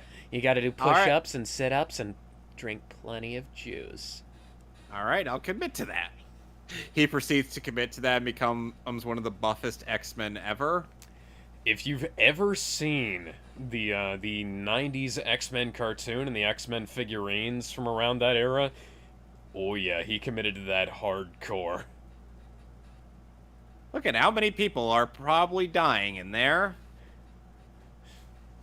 And meanwhile, all the MCU and Zack Snyder are given so much shit. Granted, this is the villain doing it, but then again, so it was in Man of Steel, so... Yeah, people think that Superman did all that destruction in Man of Steel. They He's still actively will trying think to that. stop it. He didn't... it's like... He did- barely understands what his powers are, much less what Zod is capable of. and they're trying to give Superman and control over a scenario that he never had. Mm-hmm.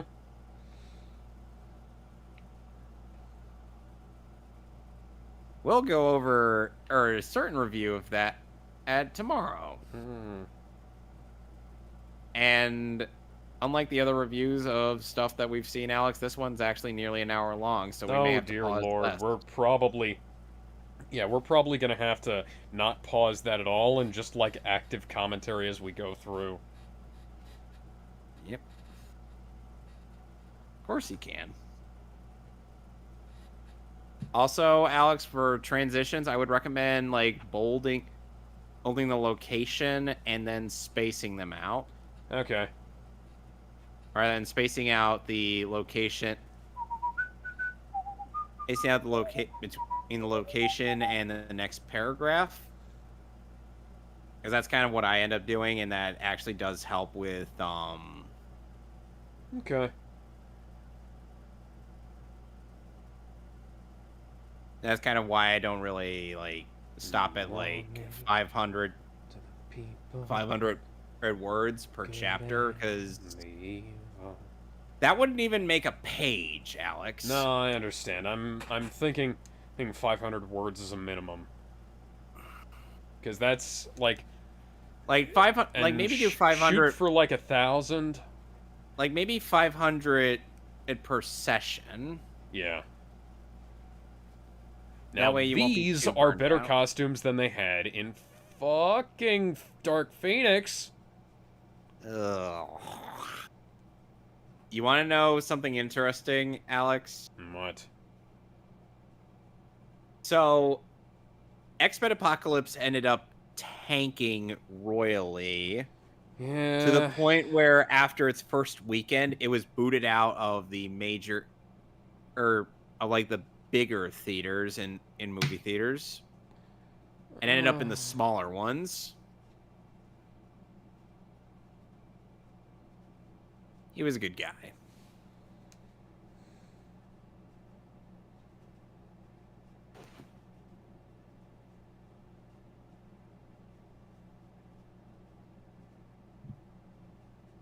What Yep. the hell happened to Banshee? He died, remember? Oh, in the movie?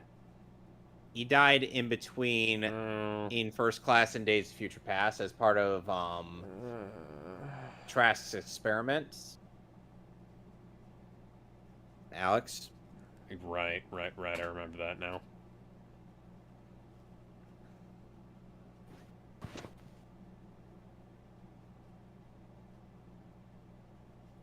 Not really. This is a nice little banter.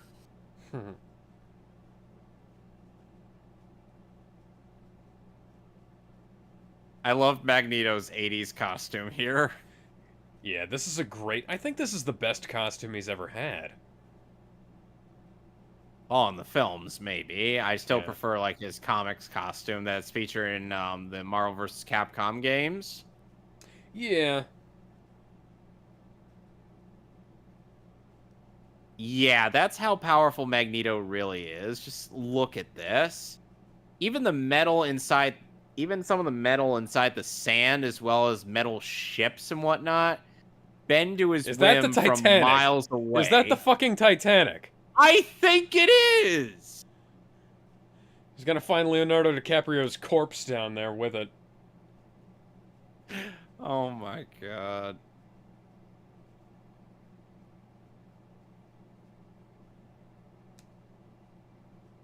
Oh, hey, it's this guy. I think that's Robert Picardo? Yeah, see? Also known as Yeah. the Doctor from Star Trek. Yeah, this guy, I basically told us that there's a lot of metal within in like the ground and whatnot. Mm-hmm. Even underwater. Mm-hmm. Metal. It's fucking everywhere. Hence why Magneto is so overpowered. You would at first think he wouldn't be able to, but no, he could just do whatever he wants with anything.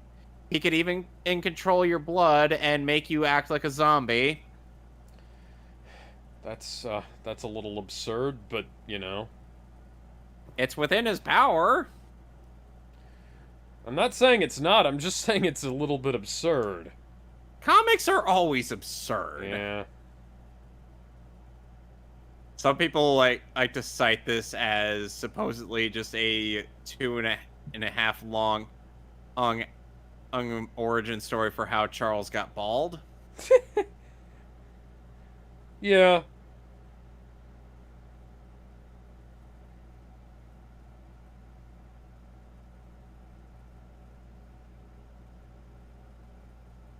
And then Oscar Isaac proceeds to try to make out with James McAvoy.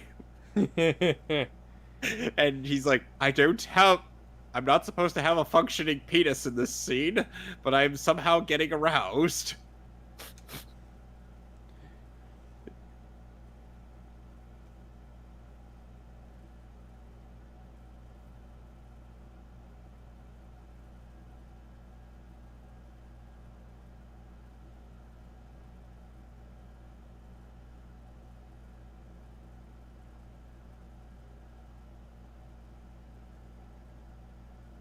Oh dear.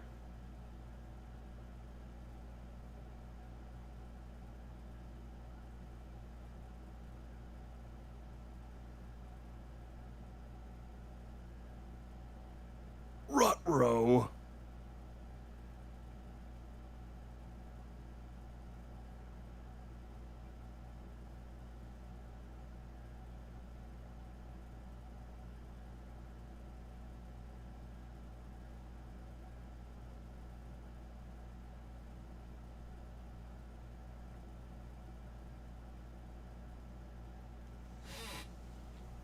I'll punch him right in the jaw.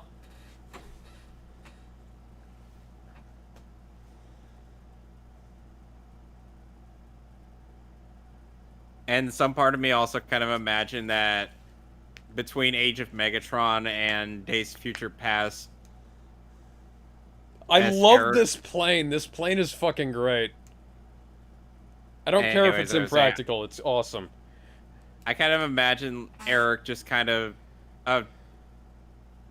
Eric and Charles trying to convince Wanda and Pietro to just be like, hey, come on this, you guys are better than this. Know what I mean? Yeah.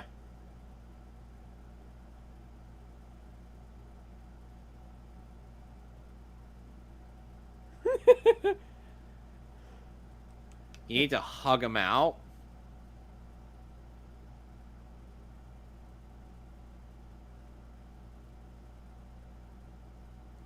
And then Raven will proceed to not be in the flight in that suit anymore.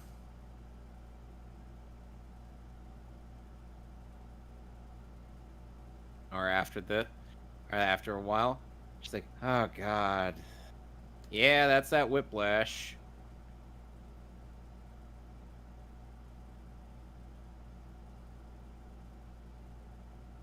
Wee. Patient 0 for the Zoomer haircut. Oh goodness.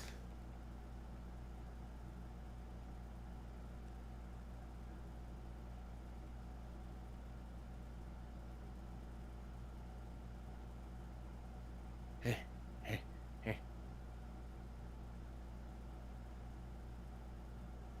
sure about that?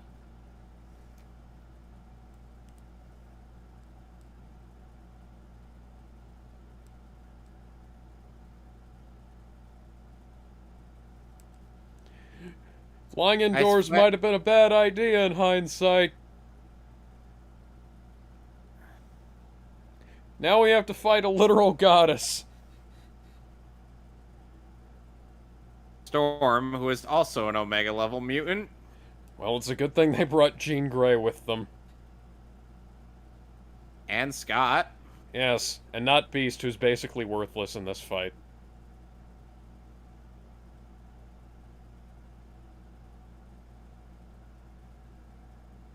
There's like- Psylocke. I like Beast, Who is- but his powers are kind of lame. Psylocke, who is also an Omega level mutant. and apparently Olivia Munn as Cinema's- Psylocke is great casting, and the fact that they didn't use her after this movie fills me with Is lame. pain. So much pain.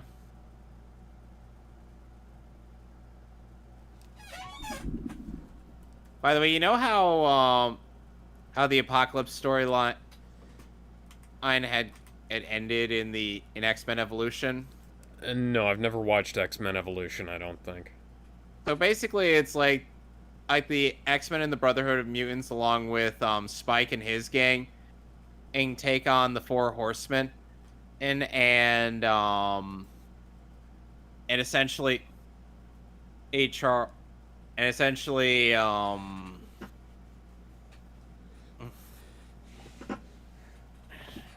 essentially Rogue uses this kid's mutant powers, who's able to nullify other mutations, and to nullify Apocalypse's power and seal him back in. Well, we need to get the insane clown posse. They don't know how magnets work, therefore they are immune to their magic. What? That's how fairy magic works, isn't it? I know that's a song. I've heard it before. Fucking magnets. How do they work?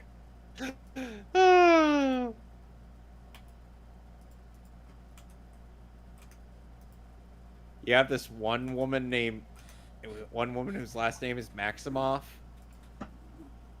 And then you have this kid. And you know what she ended up doing when Peter spelled out to Magneto that he was his son? He did the whole Darth Vader thing. He's like, I have a son? Yeah, I remember that. That was actually good.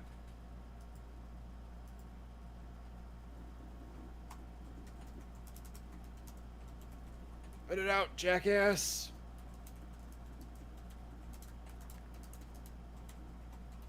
Spit it out. He might actually stop if you tell him the truth. Meanwhile... Oh dear. I don't think Hank is into that kinky shit.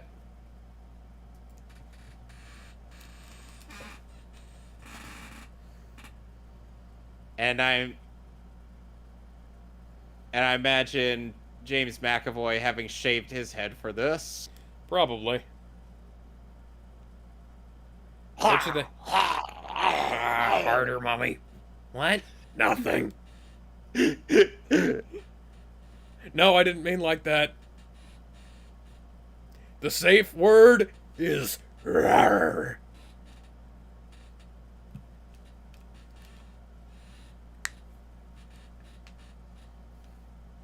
I like how bits of his hair are falling off as he moves.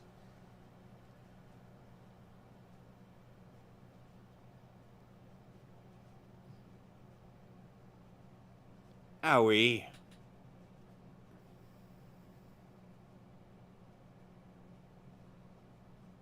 I love how these fights are actually, like, thought out, as opposed to the ones from, X-Men 3. Jester wanted to just join the VC since he's quite a bit late to the movie. Okay. Yeah, you can come on in. You saved a frog. Yeah, I did. I found a frog on the side of the, on the sidewalk yesterday, earlier today. And, Dragon Ball Z beam struggle. Howdy, everybody. We're watching the climax of X-Men Apocalypse. Is it good? Yes, it is. Oh boy. And It's the last good X-Men team film. So, Logan and Deadpool 2 being the last two good X-Men films. so I just got the news that Billy, Kometz passed Yeah. away. yeah, We'll go into more detail on that in our Monday streams. that freaking blows though. Yes, it does. I literally just woke up and that's like some of the news I saw. By the way, we were talking about how Olivia Munn was like such a great casting for Psylocke, and it's a shame they didn't really use her for anything other than in this movie. Well, shit. We're going down. Honey, we're going down. Jane, stop this crazy thing.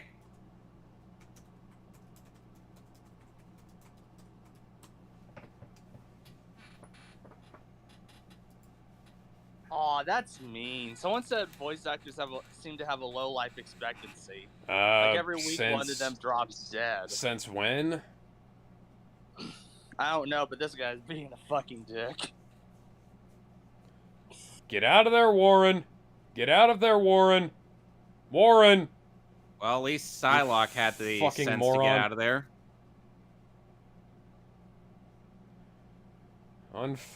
Well, you know, I'm looking forward to seeing her in many future film. I can't even bring myself to finish that sentence. Nope.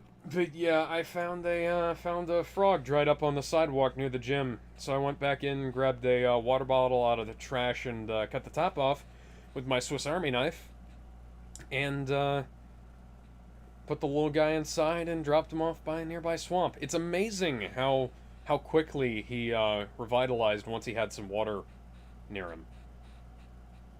Because he was like paper when I picked him up. Wow. And then he. And Jester, we were probably gonna try to do some Superman tonight. Yeah, he got into the water and he was all perky and revitalized. He kept hopping around and then trying to escape. I'm kind of reminded, for some reason, of like this thing where this family was trying to spend a lot of time revitalizing a rabbit. They finally did it, but then, whoop, Got in comes an eagle. Yeah, eagled. I'm like, Yeah, our mama rabbit died recently. I think she had worms. Aw. Wait a minute. I got a quote for you. Hold up. Let me pull it up. She leaves behind a great many adorable children, though. I'll carry on her adorable legacy. as many rodents do. Well, What is Warren might not be dead, although he probably is. And of course, Apocalypse calling him useless is what's causing Storm to have second thoughts. Let's see. Hold up. Let me see if I can find it. Still connected. Fun fact: the only X-Men films released on 3D were the Wolverine, Days of Future Past, and this.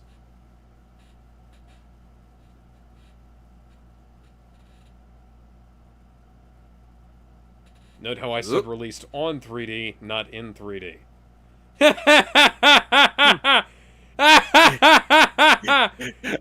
He's getting utterly dunked on. Poosh. Damn it! It was gonna be a quote from Watership Down. Let's see. Oh no. He's catching on.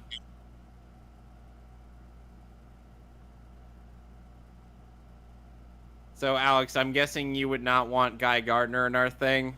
I thought you said you didn't want Guy Gardner in our thing, and then Magneto sees his son being tortured, and he doesn't even realize it, but he's just like, wait a second. Wait a fucking second. Okay.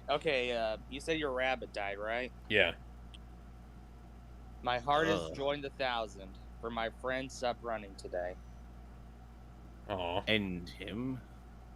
It's quote basically from Oh, that's a deep cut. Does end. I notice how nobody said anything about this shot. It's not like choking people is one of Apocalypse's things. And Apocalypse be like, does N Sabah Nur have to choke a bitch?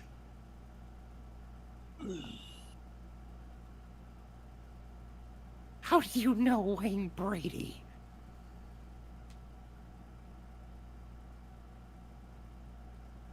Now now she's really starting Like- to have second thoughts. Like, as soon as the movie was out, everybody shut up about the choking scene. They bitched about the poster, though. Yes.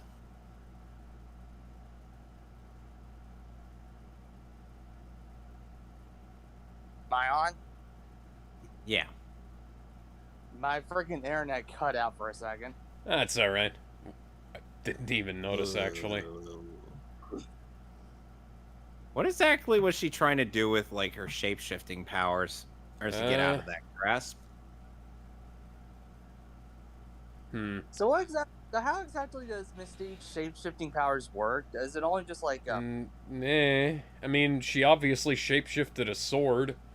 She has to see her. She has to see a person. She has to have at least seen in the person what they look like before she could shapeshift into them. Sup, she motherfucker? shift her powers to that as well? What? No, she can't.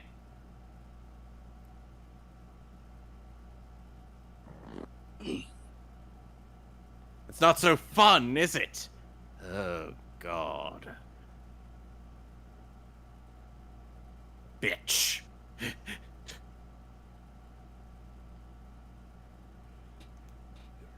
This was neat. Yeah. And then this happens. I'm kind of disappointed that's not how the fight between Xavier and Scarlet Witch went in Multiverse of Madness, but I doubt it was Patrick Stewart. well, yeah, Patrick I'm not Stewart sure wouldn't have been Patrick up to Stewart it. would. Yeah. And now he just gets bigger. That's a neat effect. Yes, it is. And now he actually looks like the size that he is in the comics. And much like Magneto, Apocalypse is quite the effective multitasker. Like, he's fighting this mental battle with Charles at the same time finding his real body and whatnot.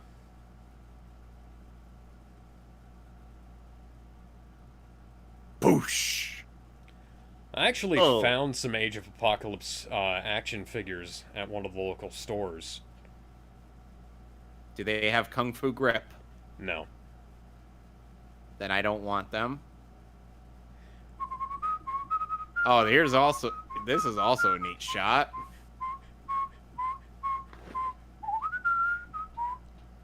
Eric's like, yeah, you aren't messing with my family.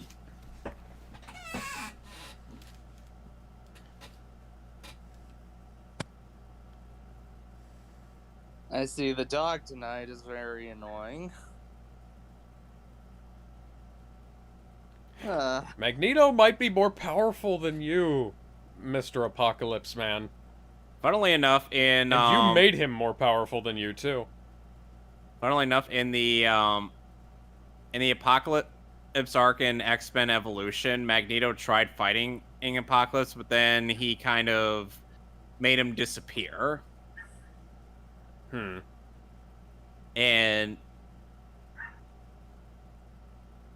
And Eric became one of the Four Horsemen. Reminder that if we get another Marvel vs. Capcom game, the X-Men probably aren't going to be in it. The X-Men... They might. I mean, the X-Men would definitely be in it because Disney owns them now. Yeah. Oh, that's not Oh my god. The only reason That's no nice. original X-Men material has been made and the X-Men have been getting fucked for the last decade or so has been because they didn't own them. And now they own them again. They can do whatever the hell they want with the X-Men. Fox doesn't automatically get the rights to any new X-Men characters or storylines.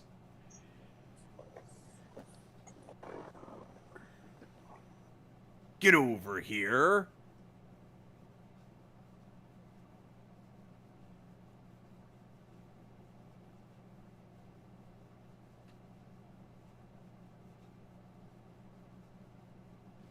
Billie Jean.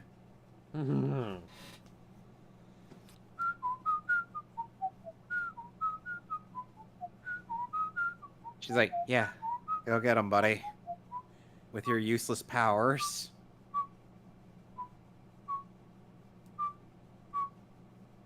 Are we talking about Aquaman? No. I know, it's just a little joke because apparently he's like You the know most... who's more or worthless than Aquaman? Hawkman. I would say aerial combat's a little bit more important, considering a lot of enemies can fly. Superman, Wonder Woman, Green Lantern.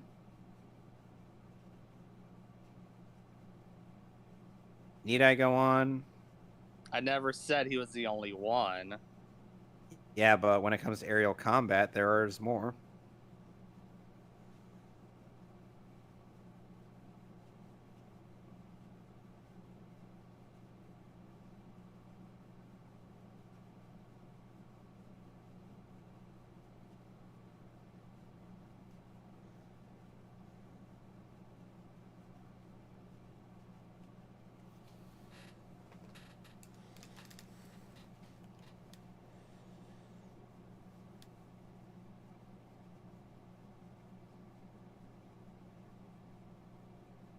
Yes, unleash your... No pain. Kamen Rider Kuga. This is also a neat shot. A lot of this is neat. Quite similar parallels to how they were done in Days of Future Past. Not Days of Future Past. Well, Days of Future Past and First Class. First Class, yeah.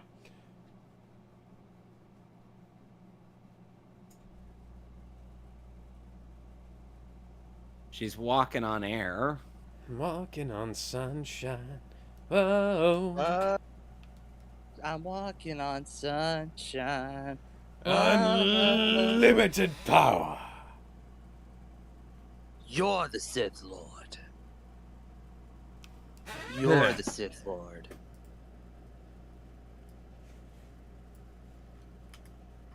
Owie.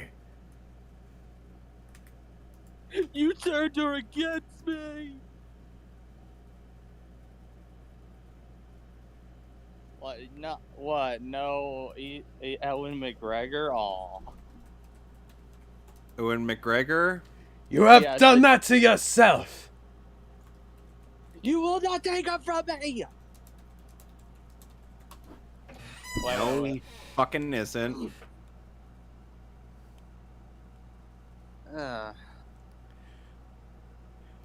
This is Yes. This is almost the pinnacle of X-Men right here. Because they're all coming together using their powers all at once to fuck up some bad guy.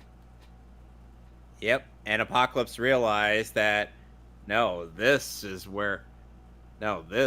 the true power. This is real ultimate power.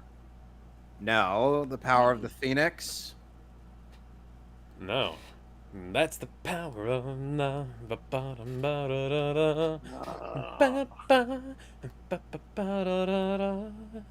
It's gotta be like 4-hour drive tomorrow. Thankfully, I'm not gonna be the one driving. It's a curious thing. Make a one man weep, make another man sing. Ooh, that ass. Don't hold back. yeah, that beautiful If you booty. feel good, do it.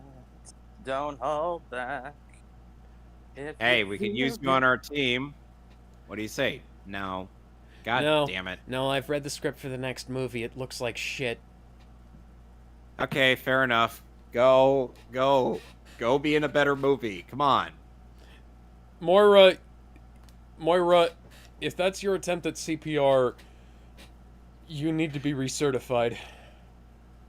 Deadpool, There was a- if you Deadpool, there was if a- you join it. Oh, sorry.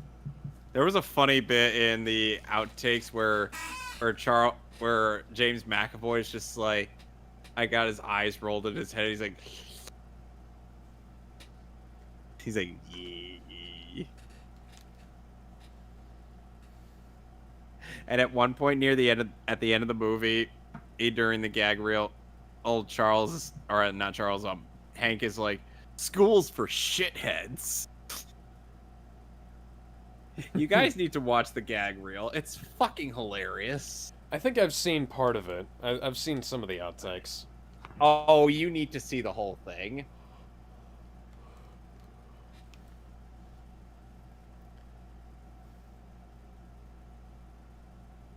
Let me fix that for you. Oh my god. Well, I'm not going to be able to remove these memories, so I might as well replace all the ones I took. And he uses the memory erasing kiss from Superman 2. We like to not think about that movie. That film was terrible. The Donner cut was only slightly better. It was Well, worse in some ways, even. What was the movie you guys talking about again? Superman 2. 2. Oh What? boy. Yeah. I'm still alive! No, you're not. You'll be stone dead in a moment. Need to move your car, Papa? I was asking if you needed to move your car.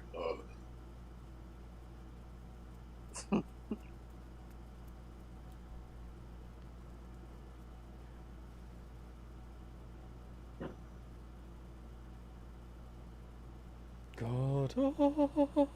So what's Apocalypse's story when it comes to X-Men?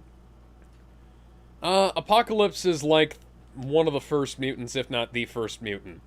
Also, would you maybe think that this and Wonder Woman 84 are happening around the same time? God, why? And that's why nobody remembers Wonder Woman 84. It's because Apocalypse was too busy fucking everything up, and everybody was paying attention to that Oh, look, instead. Atari.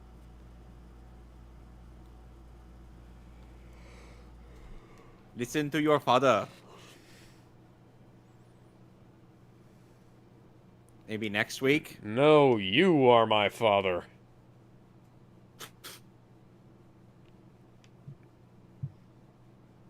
So you got the, so Jester, you got the digital copy I sent you? Oh yeah, I never put it in though because I was a bit preoccupied with some stuff. You could put it in, and now. Well, I'm not at my computer. I'm on mobile. You can do it on mobile. Yeah. Where do I put it in? I think you need the Voodoo app, right? The what app? Voodoo? No, it's on, no, hold on a sec. Let me pull out the thing. I wonder if I should do like Go to wbe.com/redeemdigital. Okay. I'll enter the code, and there you go. Okay, I was just wondering. wb.com/digital. Redeem I'm wondering digital. I'm wondering if I should do like a Ferdinand Von Ayer voice stuff thing out of respect for Billy. I worry it might seem like I'm trying to replace him, but Nah, you wouldn't. Nobody really could. I know. Even Stephen Fu can't do that. Every man's a unique person. God gave us that. There's no way you can ever replace anybody. Can't even replace Vic. And Everybody's- no matter how everybody's Landon one in a McDonald sounds million. like him. Oh, these costumes were fucking peak. I'd argue And we even will a never clone- see them again. Jennifer Lawrence's ass. The only thing we're missing is the yellow wheelchair. Fuck I'm yeah, assuming let's we're do talking about- this.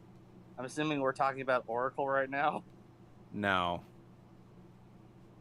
'Cause that's the only No, Charles. No, the wheelchair. The yellow Nightcrawler wheelchair has the thing red vest. And Cyclops has the fucking shoulder harness. and the visor. It's the 90s X-Men costumes, but they look like realistic and nice and awesome. You've got like little tiny details all over the place. It looks fucking amazing, and we'll never see them again. Oh god. Hey, look, they're the Sentinels. You're gonna make me fucking cry.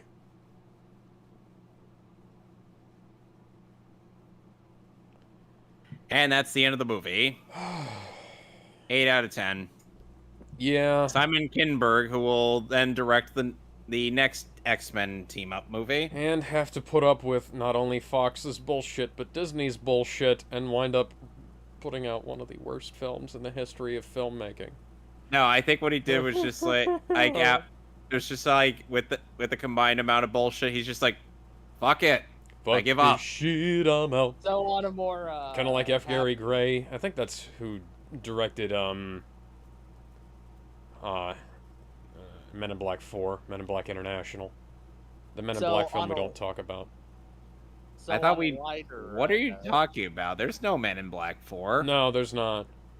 I mean, there was this guy who came to me with a bright thing and told me that there was no such thing as an X-Men, or not an X-Men, Men in Black 4. And I'm like, what's Men in Black 4? I just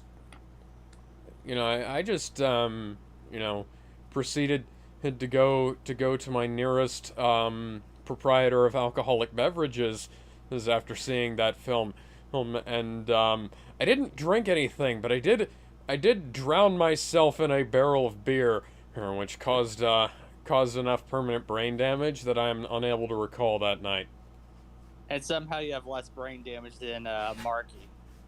And somehow I have less brain damage than I did when I walked out of the film. Hey, I got a quick question for you. Why exactly would you need to drown yourself in a film that doesn't even exist? Yeah, that's a good question. I'm not really sure.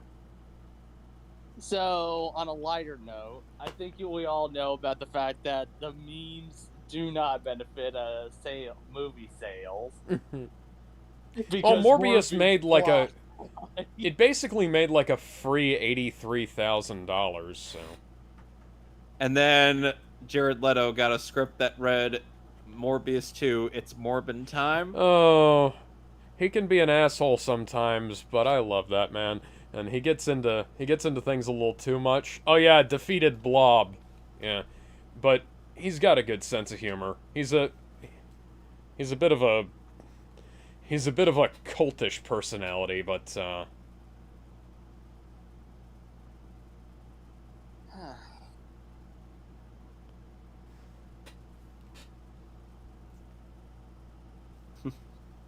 it's a bit. So, are we still streaming? yeah. Yeah. Oh, isn't there? I think there's a post-credits scene on this. Yeah, there's a there? post-credit. Yeah. Yeah, there's a post-credit. And like I said, we're probably going to be doing the Superman. We have Logan and Deadpool 2, and then we have 2 shitty movies. Yep. No, 1 really shitty movie and 1 kind of shitty movie. Did either of you see the Bad Guys movie, by the way? No, we still haven't seen that. I will still recommend that movie because I love that thing. If I find it at the discount store, I'll pick it up. I've heard comparisons to Lupin the Third, actually. Oh yeah, and I saw people in a Discord server who are obsessed with fucking Lupin. Oh my god! Talking about that, yeah. The only reason I know about Lupin the Third is because I've got someone that's a huge fucking fan of that shit, and Alex, look how clingy Shoutmon is. Well, let me just say this one guy is an Italian, and he just gets anal about pizza toppings. And because of that, me just causing a bit of chaos on that server. Kiriha here is just trying to be a bro to Utaiki, but Shoutmon's like, no, he's mine! Kiriha being one of the various Digimon characters voiced by Vic. So, Which Mon again? Shoutmon. So, what were we just talking about before we got sidetracked on something? What were you saying, Jester? The only reason I know about Lupin the Third was because Oh yeah. So for some reason, Italians love Lupin the Third, and also, I knew, like a half Hispanic, half Italian guy who was, A fan. who's obsessed with, well, yeah, he was kind of a fan and of, like, the Arsène Lupin books, not so much a fan of the Lupin the Third, ongoing anime series. But speaking by of the way, pizza though, he once bitched at me for how I made a pizza, and I was like, dude. Let me just say one thing. Apparently, Italians seem to have a genetic thing where they hate me. Because every time I've encountered an Italian, they fucking hate me. Outside of one. Yeah, apparently I just have that anti-Italian gene or something. So you're who are the Italians' arch nemesis in history, like historically speaking? The Templars. Aren't the Templars Italian? Not all of them. Wait, so that means I'm Romans. a crusader? Oh, sweet. Who are the guys? The Goths. You're a Goth. Oh, I don't want to be lumped in with those guys. So you're a goth from South Park? No, I don't want to be lumped in with those guys. Oh, wait.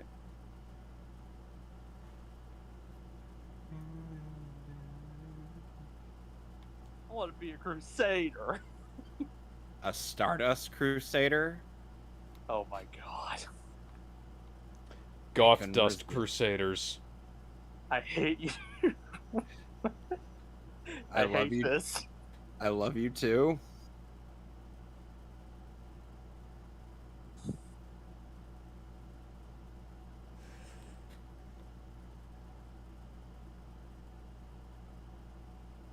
It's Beethoven Havoc. That's the name of the track. Nice.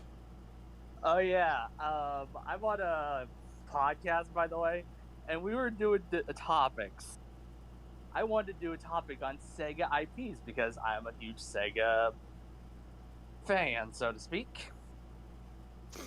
That thing proceeded to barely get the top vote and then lose at the end.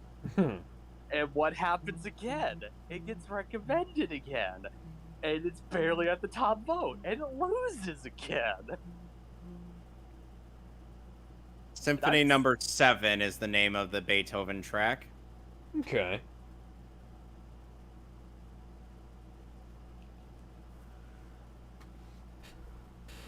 So that's fun.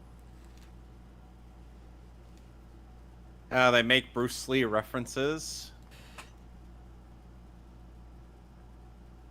Oh, and by the way, the post-credit scene references SX, which is a reference to From the Once and Future King.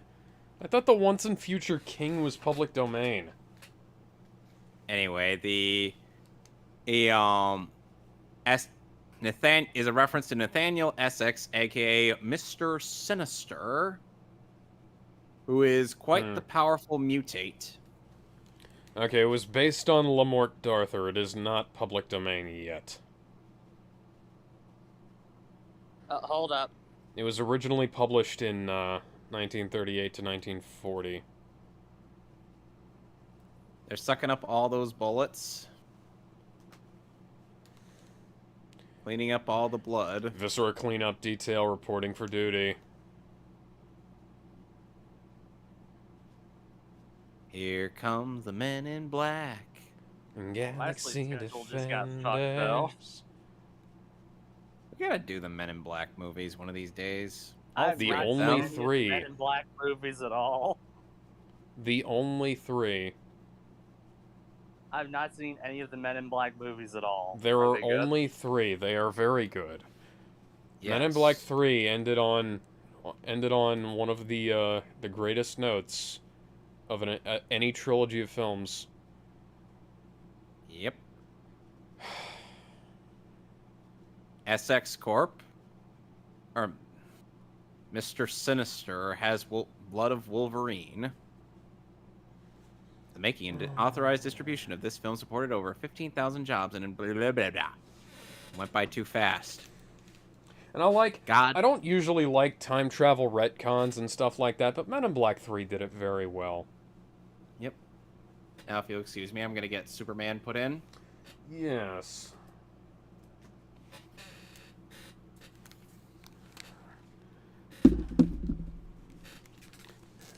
Yeah, Men in Black 3 had some time travel retcons that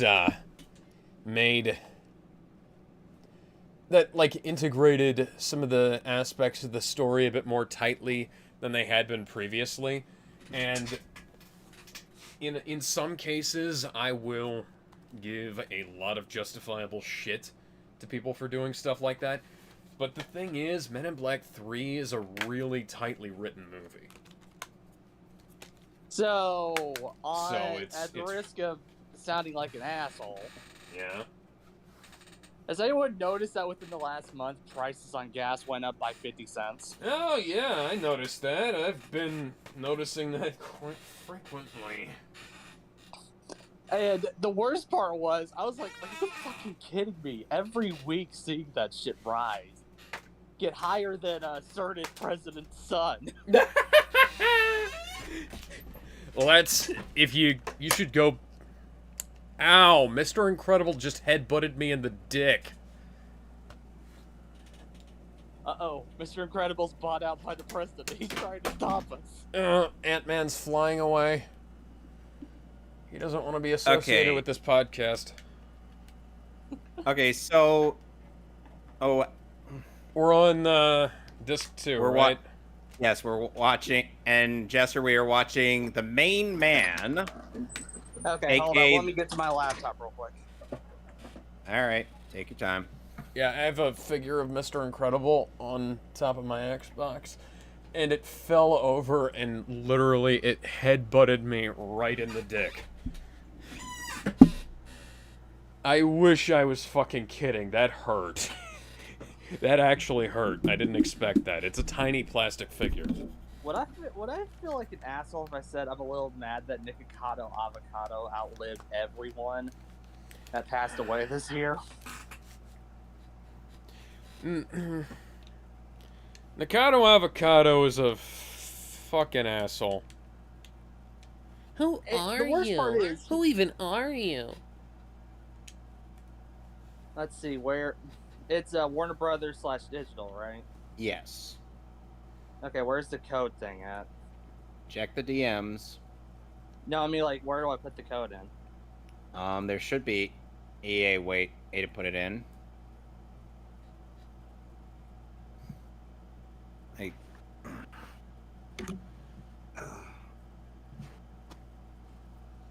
I'm not seeing the Animaniacs reboot. Is it good? no. Oh boy. Like, I'm not mad that Nikocado Avocado is alive. I'm grateful that every person is alive, but why did he have to outlive my great grandmother? You should and not be Billy grateful that Knuckles? every person who is alive, because some of the people who are alive are assholes. Don't be grateful for their but existence. I am taught to treat all life as sacred, and You should be taught to treat all life as equal until such time as it proves itself to be terrible. In which case, you just, if I you know do what you that. have to do. I know that. But I'm also of the belief that everyone can turn around no matter how hard it is. As much as other people. Adolf Hitler would never have been able to have any kind of redemption arc, no matter how much Steven Universe thinks otherwise. I wouldn't say that Adolf Hitler would have a redemption arc, because I don't think he would want the redemption arc. Whether he would want it or not is irrelevant. And, but yeah. Where the fuck do I put the... Where... I can... Oh, God. I'll let me go to... Let me screen share this real quick. Hold up. Okay, there's a Movies Anywhere redeem. Okay, so Okay. let's see here. Let me screen share. Okay, so Is it okay, there we go. yeah, wb.com/redeemdigital. Oh. Redeem. So I forgot to add in redeem. My bad. Okay, that explains things. I do not want my search history being pulled up. Riveting viewing, ladies and gentlemen. By the way, so I've been Okay, there telling Alex here that my dog does not understand the concept of personal space. Dogs rarely do. Cats do even less. There she is. we go. And 1B. X4. Harvey. PV79. Okay, there we go. This is the dog that does not understand personal space the most. A pit bull. Yeah, fun fact, if you don't train them to be murder beasts, they're actually quite affectionate dogs. She's the neediest. Oh, of I the don't needy. have a voodoo thing. Yeah, I think you'll have to sign up for that. Well, shit. Well, let me sign in. Or let me create a voodoo account. Should be able to sign up with, like, Facebook or Google or something. Really? I think so. Okay, create free account. I verify that I am not an asshole.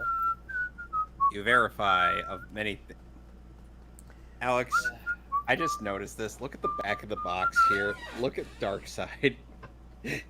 Just look at him. He's staring directly at the super dick. He's like, "Hey, douchebag, get out of my way." Why is his super schlong bigger than mine? I'm not adding my debit card on here. You don't have to, I don't think. I didn't I add know, mine. but I have not. Let's see. Browse new releases. Oh shit! What? I just realized we probably could have done like a Twitch stream of X-Men Apocalypse. Because it's on Amazon, isn't it? Yeah, it is. Yeah, I have it on Amazon. We could have done like a live stream with the movie playing. We I could mean, they have. could But... live stream a fucking shooting for a while. I don't No. think Like Amazon owns Twitch. I know, but the fact that Twitch is now like the Wild West. You can see a lot of different shit on there. Yeah, Morbius was streaming on there and didn't get taken down because nobody cares about that film, unfortunately. I saw someone live stream their. Well, I think we all know which one was. Yeah, the guy who was looking at furry porn right before he went to go shoot up a place. Is this how Martha Speaks gonna be remembered because of that stupid shooting? I mean, I mainly remember it for the TV show and the book, but yeah, I guess it is. All right. So are we all ready? Furries ruin everything. Alex, Season. we're on we're on episode 8 and 9. Yeah, I've got it all queued up. We're on episode 8. No, wait, not episode 8. We're on 9 and 10, and the main man. I'm assuming season 1. Yes. Let's see. Okay, the main man, Lobo. Not a big fan of Lobo. He's voiced by Brad Garrett in this show. He just seems over the top in every. Too over the top. Well, I'm sure you enjoyed the death battle where Ghost Rider utterly stomped him. Oh yeah, I enjoyed it. Ghost Rider I like. All right, so are we all set? Yep, I got it playing. Well, I paused. reverse. All right. Yeah, Rewind. rewind. Rewind it. Yeah, rewind back to 0000, and we'll go ahead and start the countdown. All right. So are we up? So now we're all set. I'm ready. Let's Jester. go. 3, 2, 1. Yeah. What's up, Doc? I'm low res because they reused my footage from a different show. Is the freaking audio playing? No, it's not planned for us. Okay, I was just making sure it didn't pick up. Because sometimes my computer has that annoying thing. Okay, now it is. Yeah, Crap. yeah. Just make sure you have headphones plugged in there. I do not have my headphones with me. I'll turn down the audio. I'm turning it down as much as possible.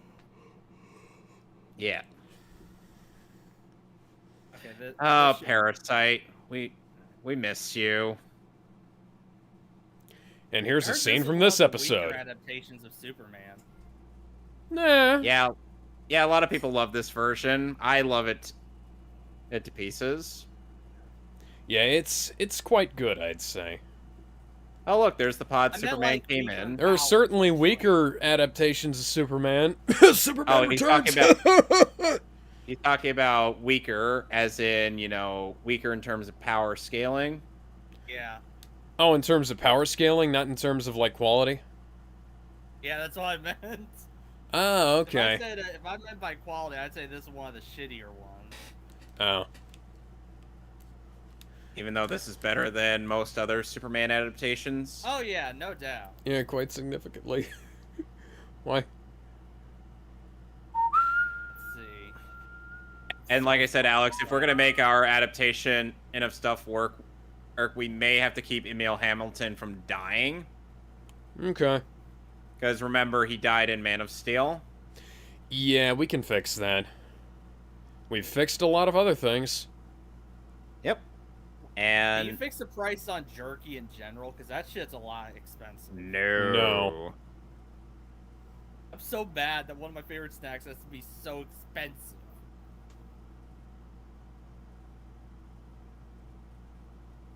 My friend says she can make that shit cheap, and I'm like, make it. I want to try some. I want to devour that shit.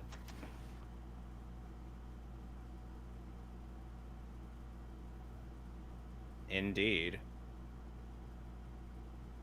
And then we cut to Lobo.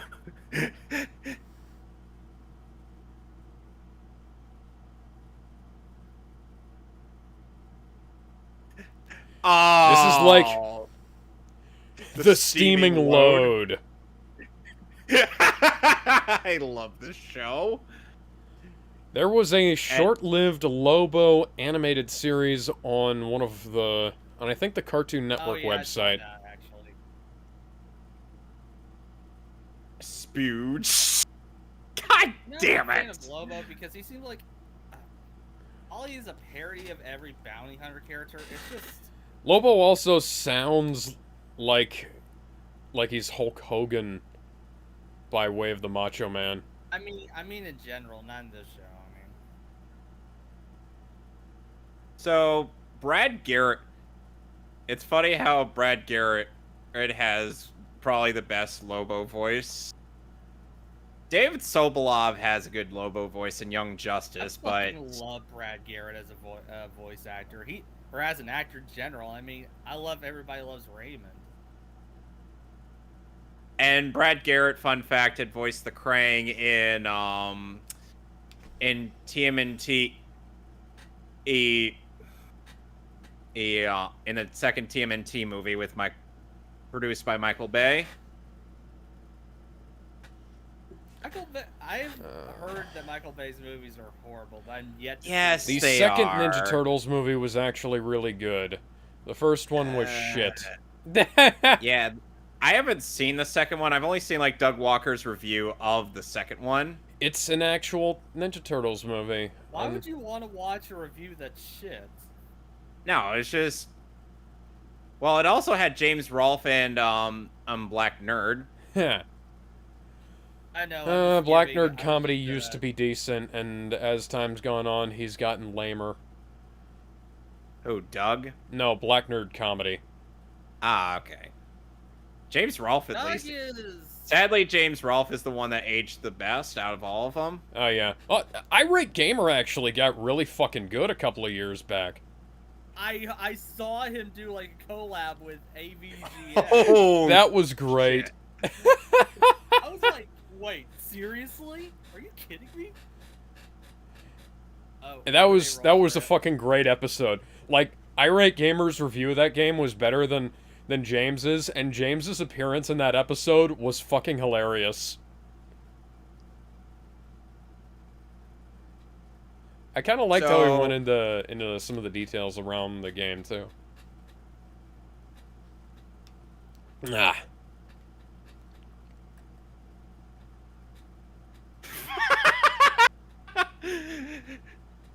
By the way, hey, funnily enough, Lobo has the thing where, like Deadpool, where he can't die. However, his reasoning is a bit less convoluted than Deadpool's. He's just too angry to die. No, it's the fact that Hell couldn't handle him and Heaven didn't want him. Oh yeah.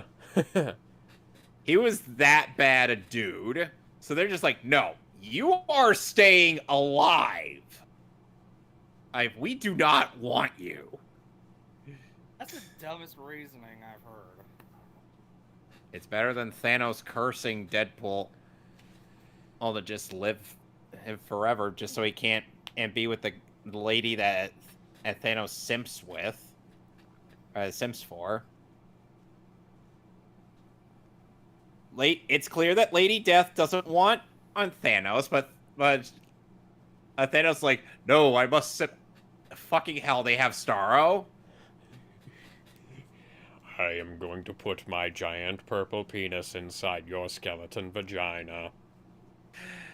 By the way, Starro will come up in Batman Beyond. Nice. More respectfully than he was in the Suicide Squad. Starro the Batman Conqueror is the Beyond original one of the Justice best League villain. adaptations of Batman I've ever seen. Starro the Conqueror is one of the is literally the original Justice League villain, and he got jobbed out to Task Force X. My version of Task Force X will at least have People capable of beating him. like Killer Frost and Yeah. Superboy.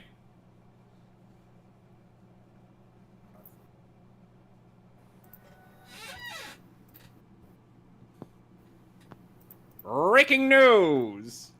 Breaking news from Breaking Metropolis. news, I hate all of you. Oh, hi, what's her face?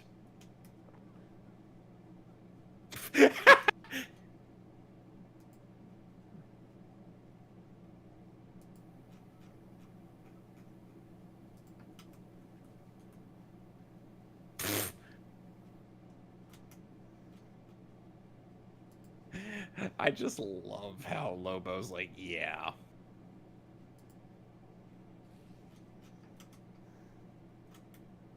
And Dana Delaney provides the definitive Lois Lane voice. I love this scene so much. Yes! See, she doesn't even believe him! Even when he flat out told her the truth! And then Superman Doomsday came along. And that plot made no goddamn sense. Yes, even the DCAMU version made more sense. Mm-hmm.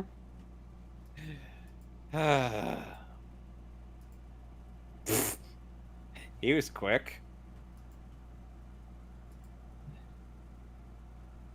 I don't understand why there has to be so many parodies of Superman that turns him evil and shit. Because it's the popular thing to do. Just because it's popular doesn't mean it's right. Exactly.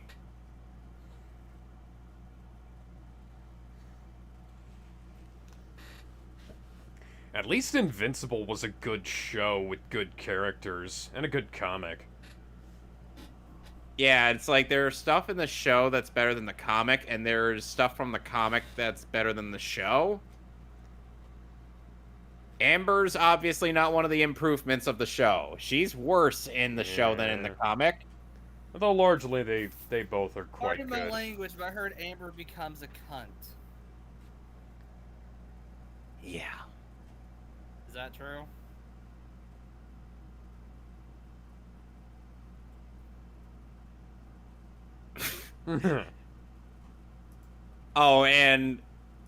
And Lobo is one of the characters in Young Justice that Connor jobs out to.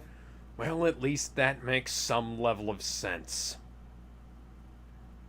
And earlier, and in season 2, he gets jobbed out to fucking Mongol.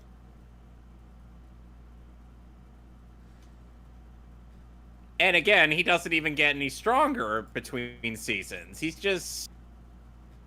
I, kinda wanna fucking die. love that. I love how he was just, like, pretending, and he just, like, flopping around. I was like, oh, I'm definitely falling asleep, guys. I can't even I like imagine. the Bizarro. Okay, I'll admit I've seen a few episodes of the show, and I like the Bizarro episodes. Oh, we'll get to those. Bizarro is a great character. There was Bizarro's adorable. there was a tie-in Bizarro in comic the... where he created Bizarro Lois Lane. Funnily enough, Bizarro in this series and in the Justice League Unlimited is voiced by the same actor who does Superman. I mean, it makes sense. He's a clone of him. Well, in this universe, not in the comics, obviously. Wait, what? Weird. It's weird how many times they're gonna borrow from Superboy's origin story without, actually, without actually using Superboy at all. I know, Lex. What'd he say? What'd he say? What the He's like- devil?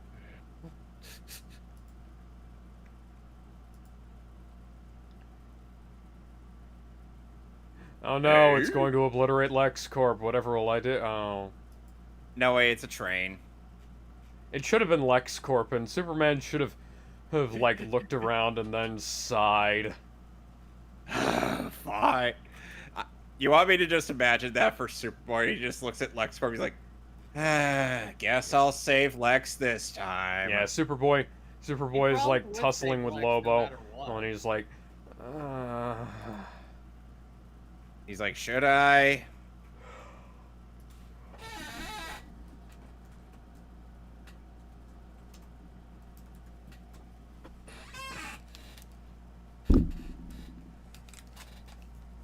How do you feel about Lobo using frag? Well, I know it's an obvious parody on curse words. Yeah, but that's become, like, part of his character.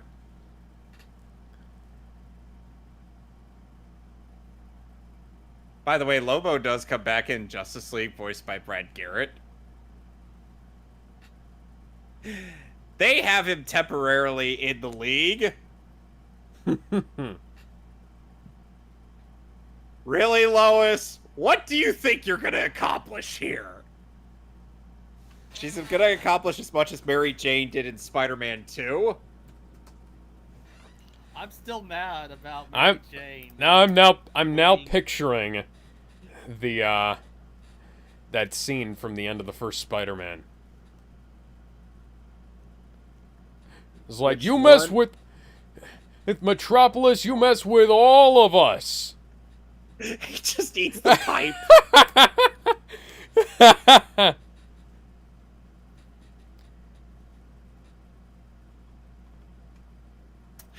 Wow. You wanted it. I like you rough, cause I'd rather feel pain than nothing at all. Wow.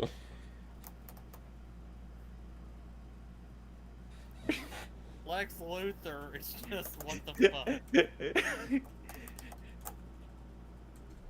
Why do I even bother? And I think Brad Garrett also voices Bibbo Babowski in this show. I'm okay. Oh boy.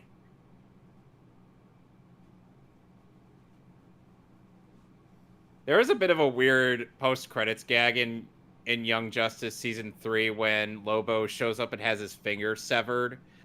Or there are a couple of I love how the cred- bike calls when it's comes when it's called. Yep. That's something his bike can do. Someone had once made a death battle between Lobo and Deadpool. Okay. I get the reasoning, but I don't think that would really make that good a battle since neither combatant can actually die. Yeah, that would have been kind of lame. I mean, there's a reason why the blatant stomping of the Mask versus Deadpool was actually kind of neat.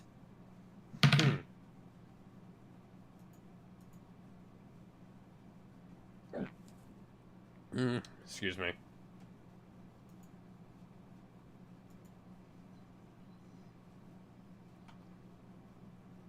And to think, this series is what the Superman 64 based its premise off of.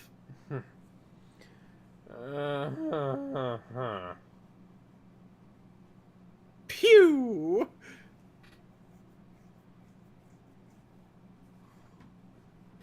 Wow, Superman's pod is utterly destroying Lobo's bike. Superman, can't you fly in space?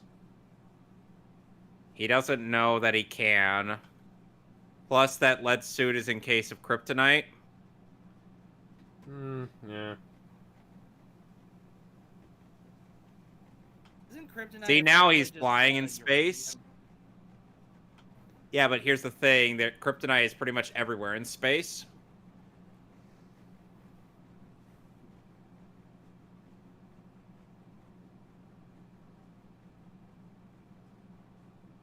And there's the shot from the opening. One of the shots.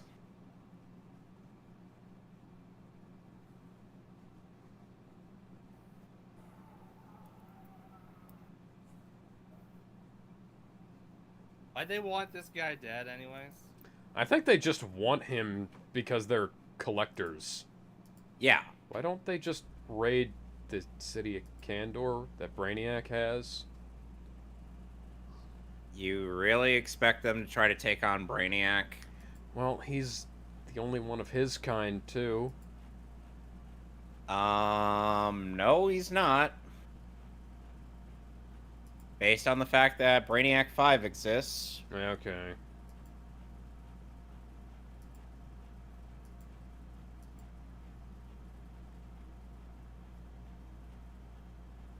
Oh wait, I heard this episode. These guys team up, right? As Lobo gets betrayed at the end. Yes.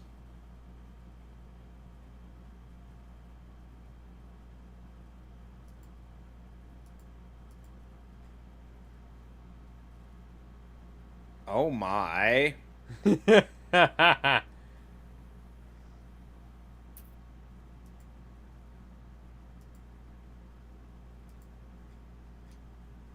Oh my.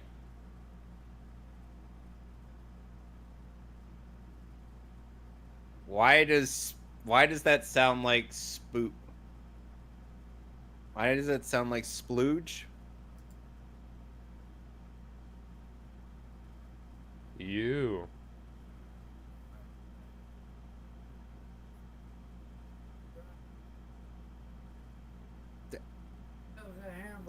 It was Lobo- good, Papa. Lobo, you are stupid.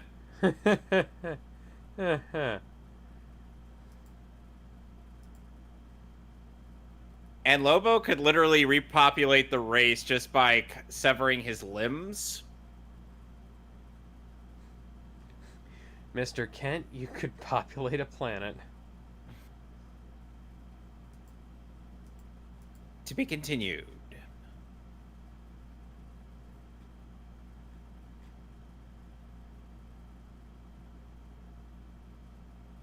And, you know, I kind of imagine another part of me just kind of imagine like Supergirl just being like, so this is I'm what on the second episode now. Just tell me when to start. Hold on. We're riffing on the credit. We're going on the credits. Like Kara's just like, so this is where, so what? So Cal's gone? Okay, now. Wait. Now, Jester. Okay. Okay, now play. Yes. All right. You ready? Wait, I gotta rewind for Alex. Jester, do the same. Alright, we're ready. 3, 2, 1. Yeah, what's up, Doc? Well, reminder, that was... Audible was trolling the hell out of me. A reminder, that was the 90s East WB logo. Oh, from back when the show was airing. So I don't think they could really do much with it without using the one from Teen Titans or Justice League. Because the digital one is probably the best adaptation of Superman. It's really, honestly, it's a toss-up between this and Man of Steel. Man of Steel? Yes. I mean, they haven't even Lois tried... and Clark?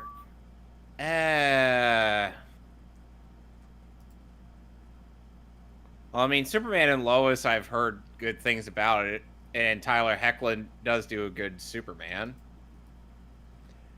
So we're recapping. Yeah, that Tyler Hoechlin was quite good as Superman in the handful of episodes of Supergirl. Yeah, I saw.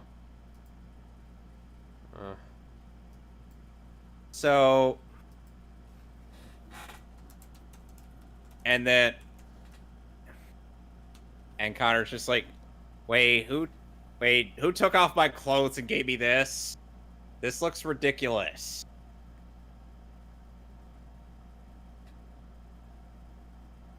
Wouldn't you think, Alex?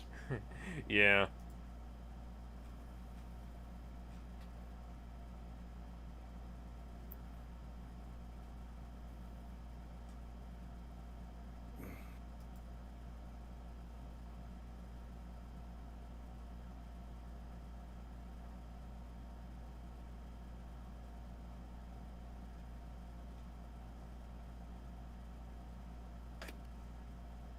Why does he sound like Daffy Duck?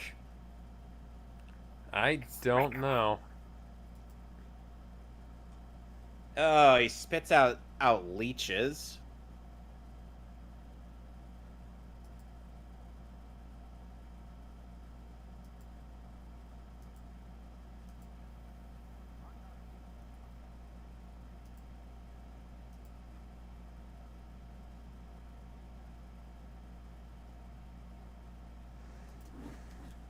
Yeah, well, I wasn't even born on Krypton, you Nimrod. That says Superboy. Wait.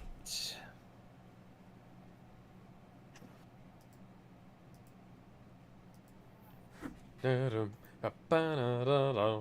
God, he's got. Where did they pinch him?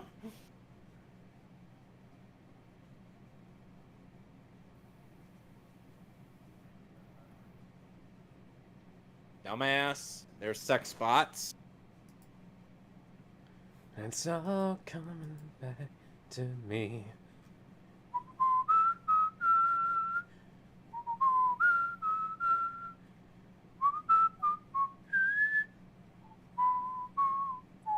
Oh my God. I'm glad I didn't put my dick in though.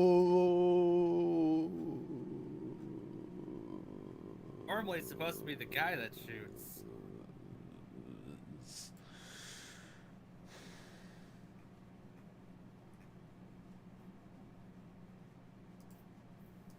I can only imagine the things they could do to him. Oh God. Kiz, really? Oh, look. That's a big one. Superman's about to use some ingenuity that is hardly ever used in Superman media these days. Look at that, Alex.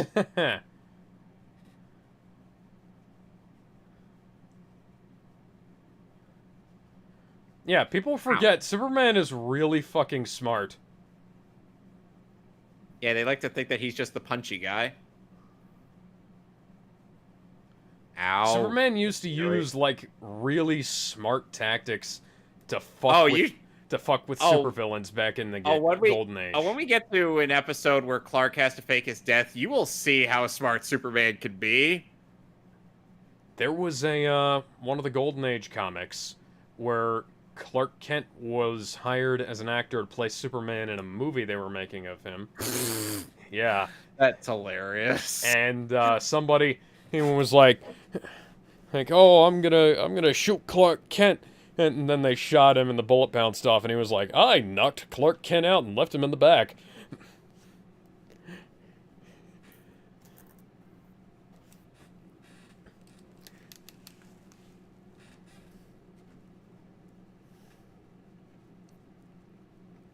I'm tempted to.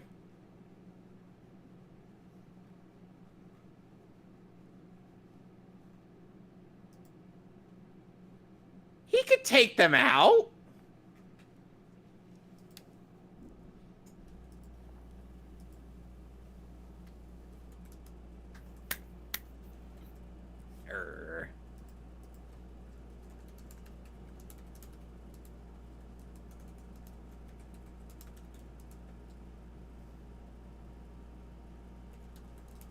Normally, it's supposed to be the guy that shoots.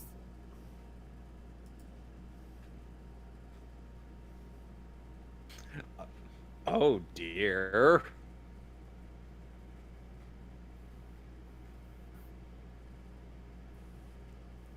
But the whole planet isn't an avocado.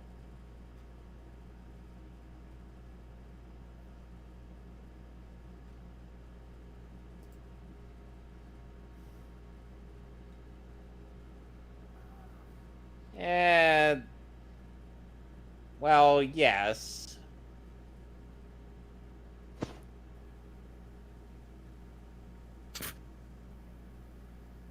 Oh, Jinkies, are you Velma?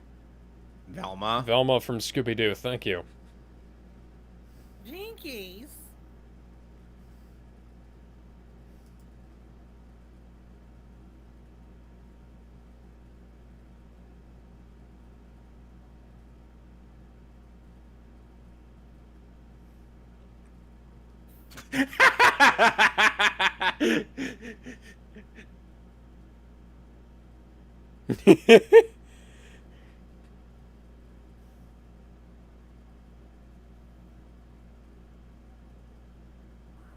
We are.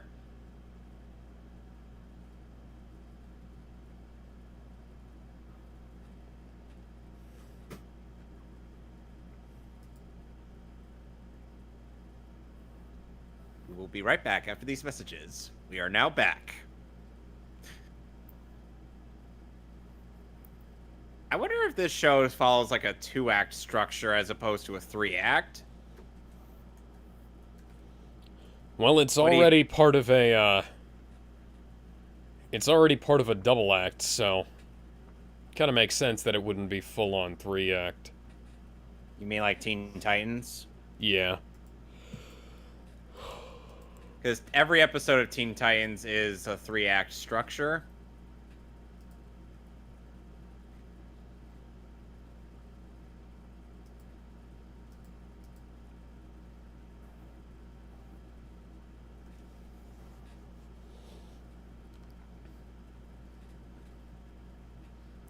They kind of look like Keelix from Man of Steel.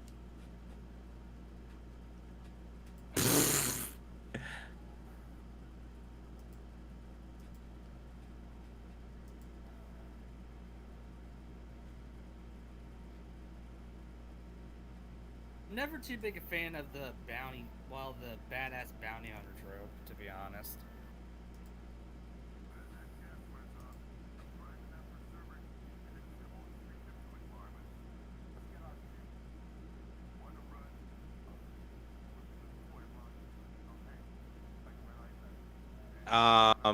Jester, your thing's leaking.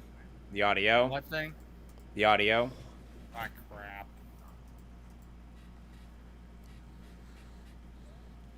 I turned it down a little bit more. Yeah.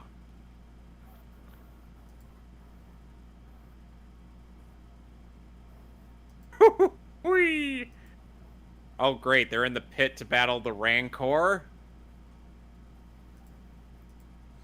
Superman with a lightsaber. That would be cool. Oh, never mind. No, wait. Owie.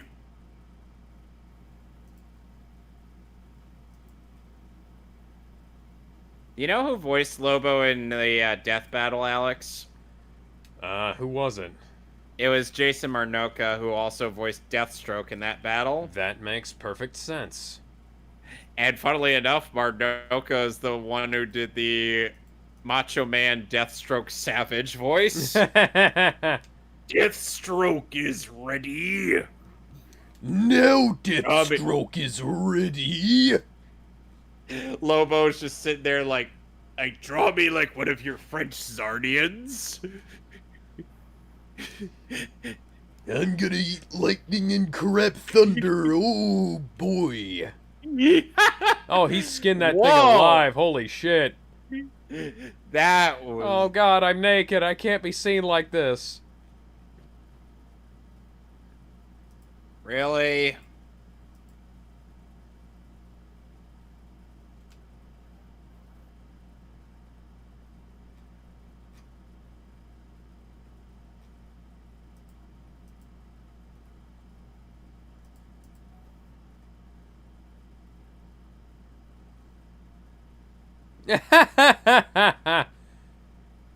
Why does he have a mouth on an eye and a mouth is a mouth? He's an alien, Alex. Okay.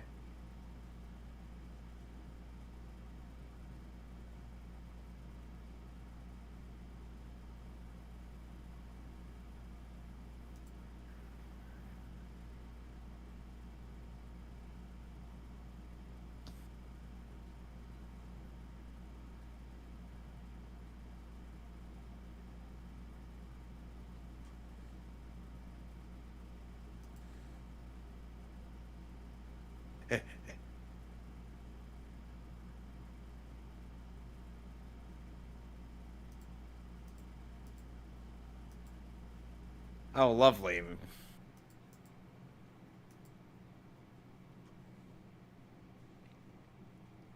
Why did that make a shotgun cocking sound? That's not a shotgun. mind, That's it a is laser gun. Oh, never mind. It is. Oh, never mind. It is a 3-act structure.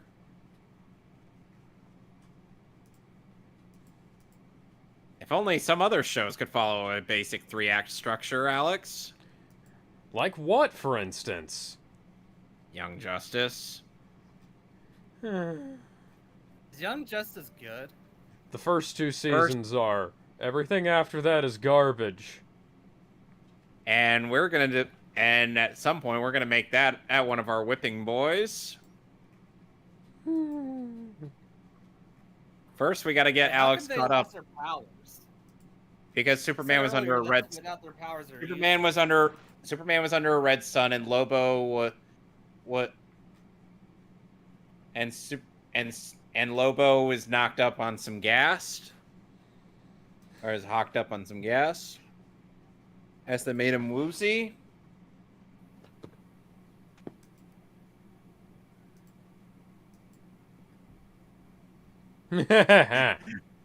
He takes offense to the bike, not his bad breath. Lobo, I think you might need to take a back seat on this one.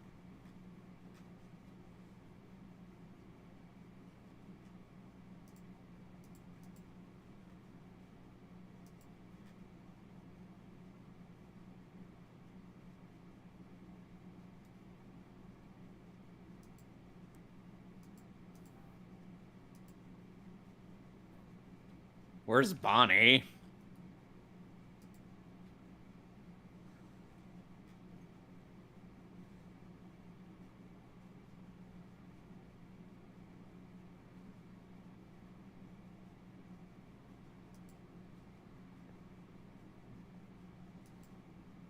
Owie.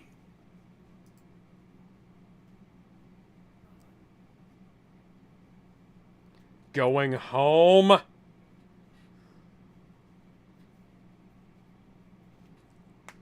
Can I go home?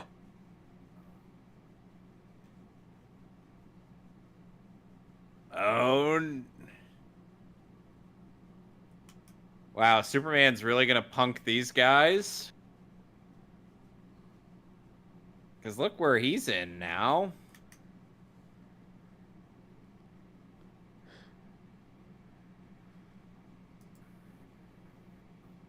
It's a Space dodo.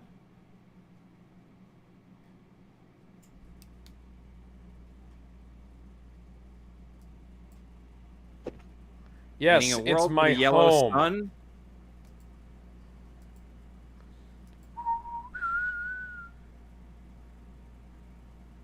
Rut-row, Raggy.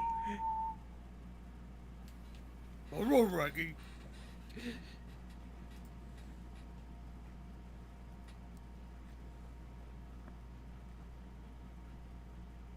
What light switch was there?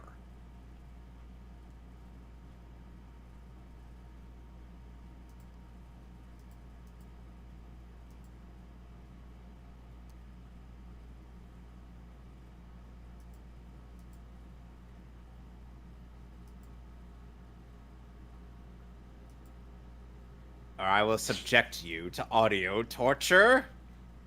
I will subject you to Vogon poetry. Frag. What the fuck? It looks like that one villain from Teen Titans. No, he looks one? kind of... He looks kind of like a combination of forearms and that one that rolls up. Cannon bolt? What's that one purple dude? Cannonbolt, yeah. You're. Purple dude from Teen Titans, I mean. I think you're talking about Plasmus. Yeah. Which, by the way, Plasmus is an actual character from the comics.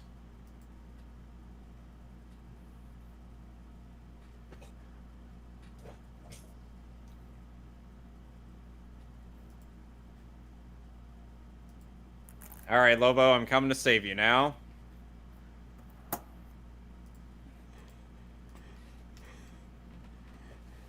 Full All power, right, that will ow. Still alive, I think. somehow. Just gonna use this priceless Klingon warbird to destroy this guy. Actually, I'm not sure if that is a Klingon warbird. Nerd. Yes, I wouldn't want to be too nerdy on the show where we watch X-Men and superhero cartoons. Would I? You know I'm joking, right? What are jokes? Things that people don't Something know the far about left these can't this day and understand. age. Oh. Screw this, I'm getting out of here.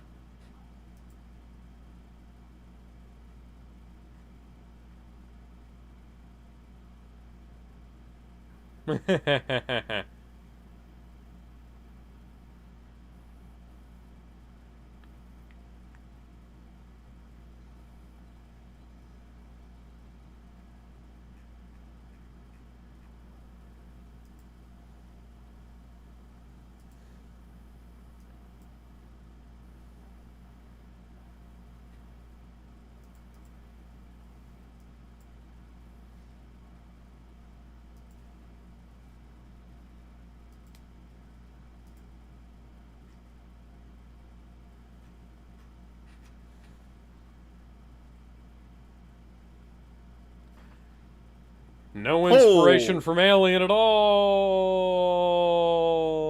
You mean aliens? Aliens? Yeah.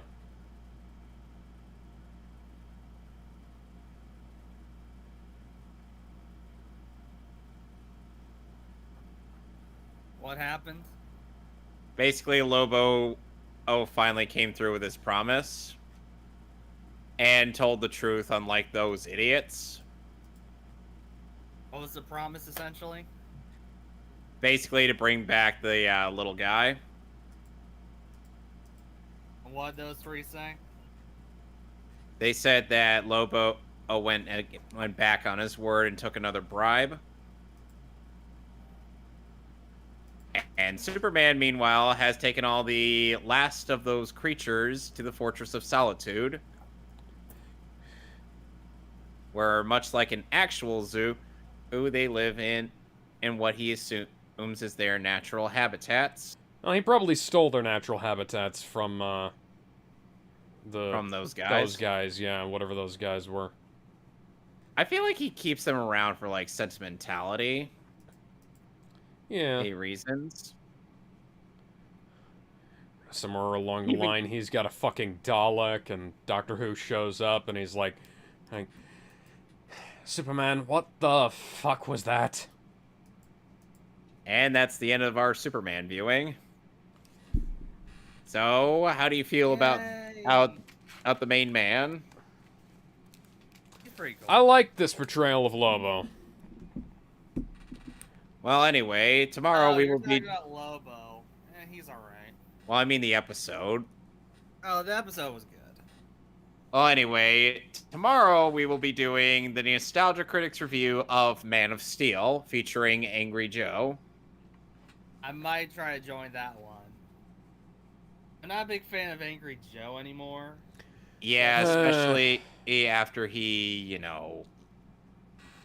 You can pause the thing. His let's see, what was it? His Trump derangement syndrome, the fact that he became a corporate shill, the fact that his reviews stopped... Syndrome? The fact that his reviews stopped being good before any of that happened. Yep. What is Trump derangement? It's where people Basically- inject the fact that they hate Trump into everything they do. Yep. So basically, he lives rent-free in their minds, 24/7. Yep. Yes. There's even variants of that. There's even variants of that, such as Vic derangement syndrome. Oh yeah. Oh, I can't watch The Full Metal Alchemist dub because Vic Mignogna is the main character in it. And it's like, Switch motherfucker. subs then. Well, I'd be like- no, that's like they do switch to the subs, but like motherfucker. I have like this person. Let's see, what in else particular- was Angry Joe bad about? Oh, he's a corporate shill. Hear me out. Spider-Man: No Way Home, the spectacular version, Yeah. but it's taken.